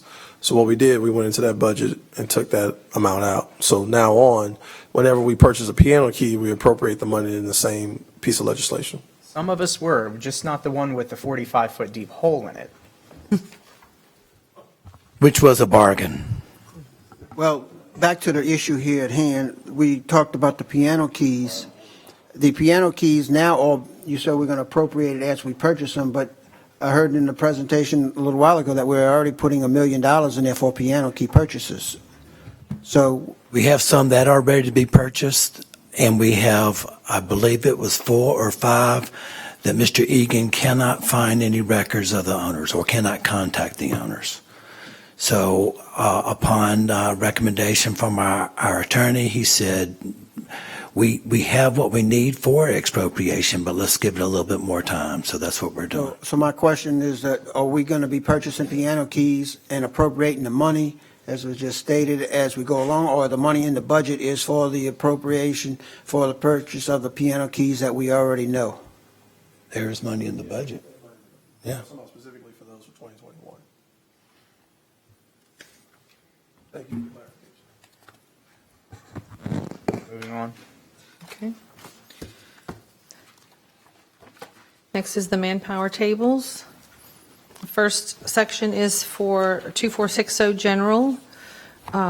We're adding 4 new positions to assist with the different things for the office and for the influx of the ferries. So Next one is for rescue boats. before you move on from that, the HR supervisor and all of those positions you believe are needed? Yes, sir. We're doubling our personnel staff. And right now, HR issues are probably one of the biggest things that are consuming Christie's time. And a purchasing agent as well? Who does the purchasing now? We are going to be chasing grants, which have a lot of excruciating details. We're getting a brief on that this week from J.D. Russell. So I thought it best that we had an agent that was steeped in that. And so, anyway, back onto the insurance part. I see that when we have an insurance family plan, we top out at about $28,000 in budgeted items. The parish only has $18,400 budgeted as their top insurance category there. Is the port that much more expensive than the parish? We were. That's why we had the higher percentage, because of being a small group. So it's an extra $10,000 a year per family member? It's budgeted for, that's for someone with a family. I'm comparing a person who works for the parish as a family versus a person who works for the I'm not aware of what the parish's insurance is. I'm telling you what Right. it is. It's $18,400. Okay. And I'm reading here, $28,078.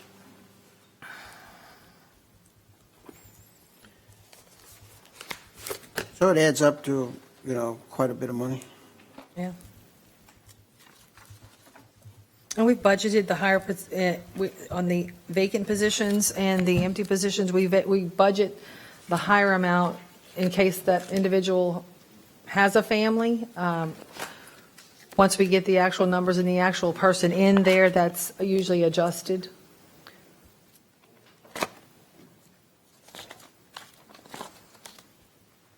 So back to the question about the purchasing agent. Who does the purchasing now?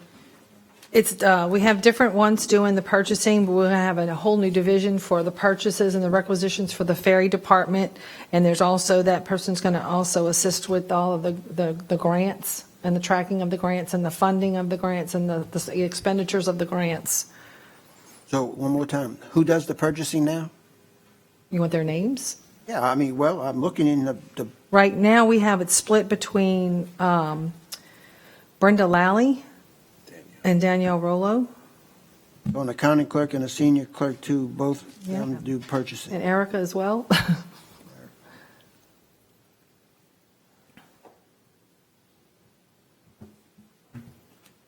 Back to the insurance, are they different levels of family insurance? There's family coverage, there's employee-only coverage, there's employee plus child, and there's employee plus spouse. There's like 4 different tiers that they fall under.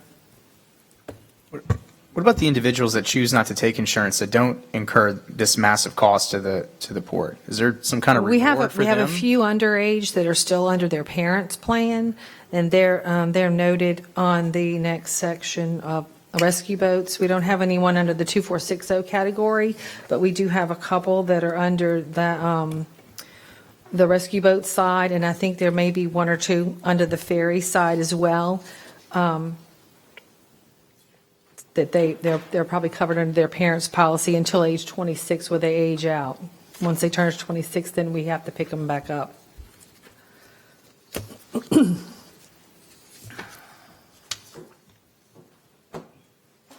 Thank you.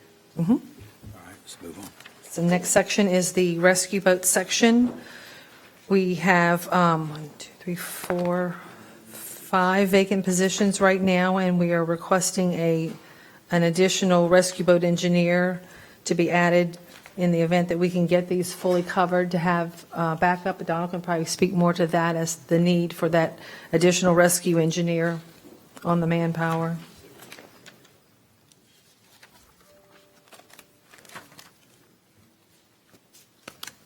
No, gone? Okay. All right. Next one is the ferry department. The ferry department has asked, and that was the need for the amendment, that we added several other positions, deckhands, in the attempt to get them to full schedule. And those positions have been added at the request of the ferry department. All right, move on. Okay. And let's see if that's it. The next section is the supplemental information.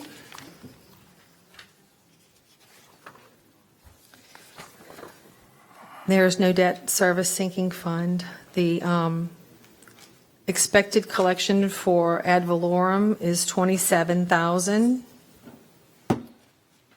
The estimated pension plan obligation is $749,875. The post-employment group insurance obligation is $29,974.32.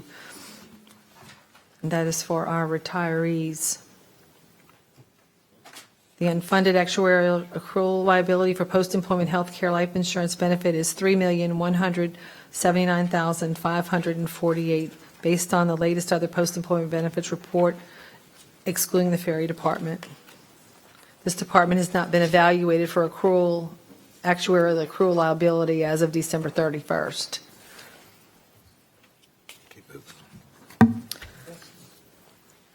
Long-term debt summary.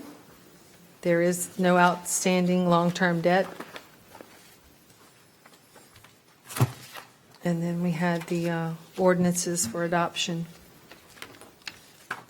Are there any questions or comments from the board or the public before we move to adopt the budget?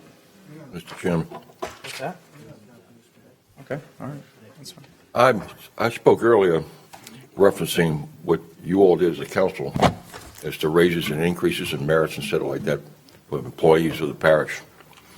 And I cautioned you about this budget incorporates all those things that you did not do for the public that works for the parish. And this is, for all practical purposes, a sister entity. I have a grave difference how you treat people. And Reverend's not here today and for the people, but whatever you do to the people that work for this entity, and probably deserving so, you ought to do for the parish. If you feel there's sufficient extra money in this budget, this entity's making so much money, then let's take that money and reimburse it to the parish in that allocation fee to give the people in the parish those raises and merits that you forego. It all comes from the same pot. It's the parish of Plaquemines, and the people ought to be represented.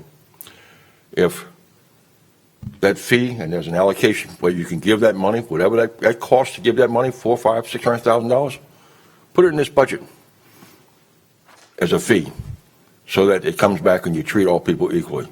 It shouldn't be that the people that work for this port get treated any better or worse than anybody else, and the same way it goes to the parish.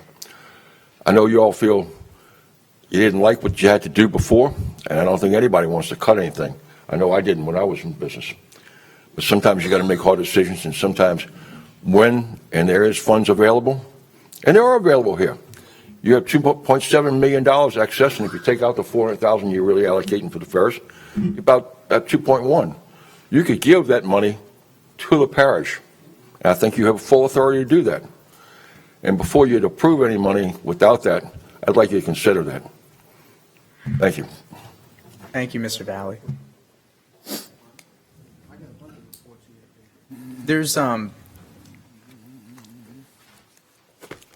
housekeeping that I need to get with the port staff about before y'all leave. Okay. Thank you. All right. Any other questions from the board or from the audience? Yeah, I have questions. Oh, sure, Mrs. Newberry, go ahead.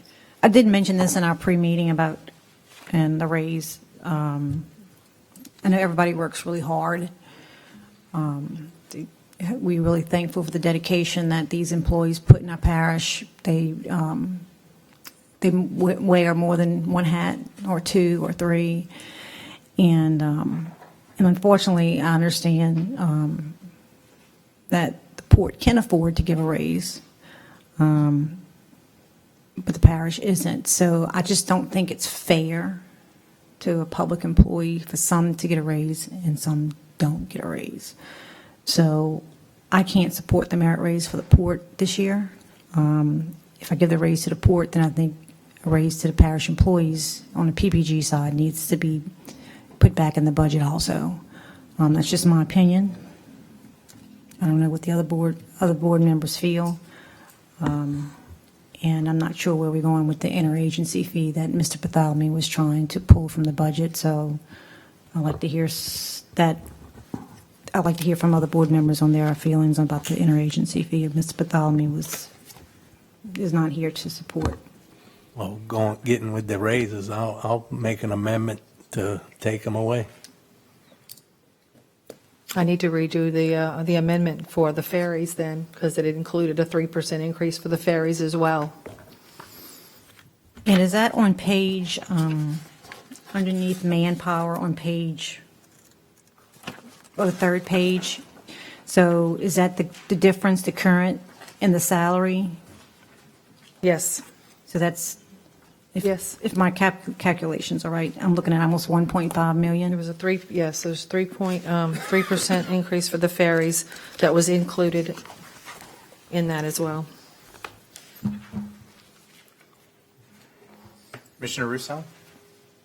Well, I'm off topic right now, so wait till we finish with this issue here. Mrs. Newberry? I'm done. Penny? I don't know if we're going to handle any amendments. If we or Mr. Newberry, I would not support taking out the intergovernmental service charges on the fire and EMS because it puts a hole in the parish's budget by whatever dollar for dollar that makes. And that would probably be whatever it is, $300,000 or $400,000, $500,000 at the parish budget. It's already budgeted with this interagency fee. And I don't know where the parish will find it to make it up. So that's my position on the interagency fee. And I'll support whatever is on the table as far as the pay goes. But the reason I queued in was because I wanted to ask the the finance department and the administration that there are reports that I've received from the Port of South Louisiana. And to give you an example, what they do is they give a check register out quarterly of all of the checks that they receive. And so the board sees every check that goes out in this simple report. And I would ask that the port staff develop a report similar to the Port of South Louisiana's port report, and that way we'll see the checks as well. It's a simple check register, and it's a payables management system. It's a vendor check register report is what it's called. Noted.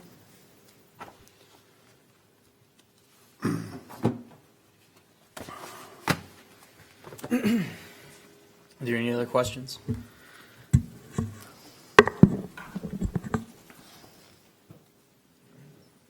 Hearing none. Motion to adjourn. Motion to adjourn by Cognovich, seconded by, how about LaFrance? You have something else? No, I don't. What's that? The budget for the salaries is what you were referring to? Right. Well, I don't know if the board, you want to deal with that today? That's when you have to deal with it. The minute, Yeah. if you want to vote on it, it's up to you.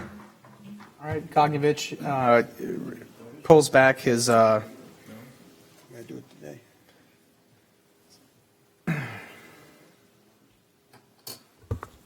Well, let's vote on it. Let's put the amendment in and let's vote on it. That way we have it on record. Cognovich and LaFrance pull back their I'll take my, offer in second. All right. Is the legislation already worked up? No, I can, Okay, all right, we'll recess until that's worked out. so you want to pull all merit out? Once y'all just vote, numbers. we could vote on it now and she'll have it for Thursday. Okay, Just vote on it, and the number's gonna be the number. Yeah. Okay. all right. Cognovich wants to call a question on that, Yes. and then seconded by LaFrance. And to be clear, a yes vote is pulling out merit increases? Kim? Yes. Okay. All right, machine's open as soon as possible.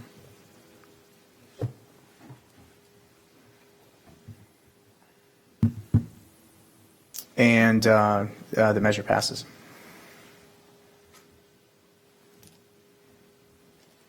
Now, this budget will be open for,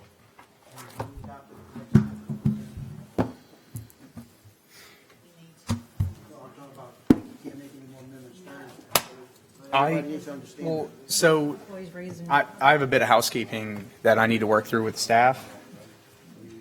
Got it. All right. Christie, I have a conflict with one of the items within the budget, and I think in good faith I shouldn't approve the entire budget if it's in there. Is there any way we could pull that one particular item out? Which is The Mercury contract. the Mercury contract? Yeah. Is in the, There's a budget for lobbying, and that's what that is. It's not specific that it's them in particular, but I would just prefer not to vote on that. Well, I mean, it's the whole port budget, and I would, like to approve it if there's just one thing in there that is a do you want, potential so you conflict. want no lobbying services at all for the port? No, that's not, I mean, I think that if we could just add that later and then they could vote on it and I don't have to.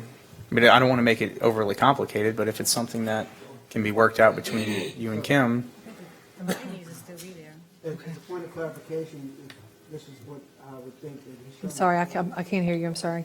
I'm Point sorry. of clarification, I think that what he's trying to do is not have it in the budget so you don't have to vote on it. He wants to vote on the whole budget. So if you take it out of the budget and you have it included in an appropriation to renew the contract, he can just abstain from the vote. Mr. Chairman. Contract. Why are you shaking your head no, Trudy? Do you mind elaborating? I think the funds need to be in there. It's not, this isn't a direct fund on Mercury, it's a direct fund for lobbyists. I understand. I would just prefer to not vote on that particular item, and then y'all could vote on it right afterwards. So you don't support a lobbyist at all? No, I do, and that's not, please don't put any words in my mouth. I would Well, just we like don't for know, y'all to we vote. don't know we're going to renew their contract. Okay, all right. So. Well, so we just leave it in. Lobbying. Yeah, just leave it in. It doesn't, you know- just don't vote on the contract. Vote on the budget, just don't vote on the contract. All right. You good? You did it last time, so. All right, I'm going to talk to the parish attorney or the council attorney and see what his opinion is, and we'll move forward. All right, is there a motion to adjourn? Ocean. Motion by Kogovich, seconded by LaFrance. Machine's going to be open soon.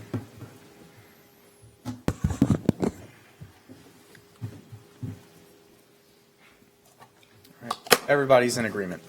All right. I Like- think there's a lot of miscommunication going on around that. The intention was not what they were thinking. but- Of course not. No. No. Personal conflict. Yeah. Right, but that they don't, So do it when the contract comes up. Okay. right. All But I right. mean, he didn't do that. All right, I'd like to call this meeting of the Plaquemines Parish Council, serving as the sole governing authority of the Plaquemines Port Harbor and Terminal District, to order to close at 12:55 p.m.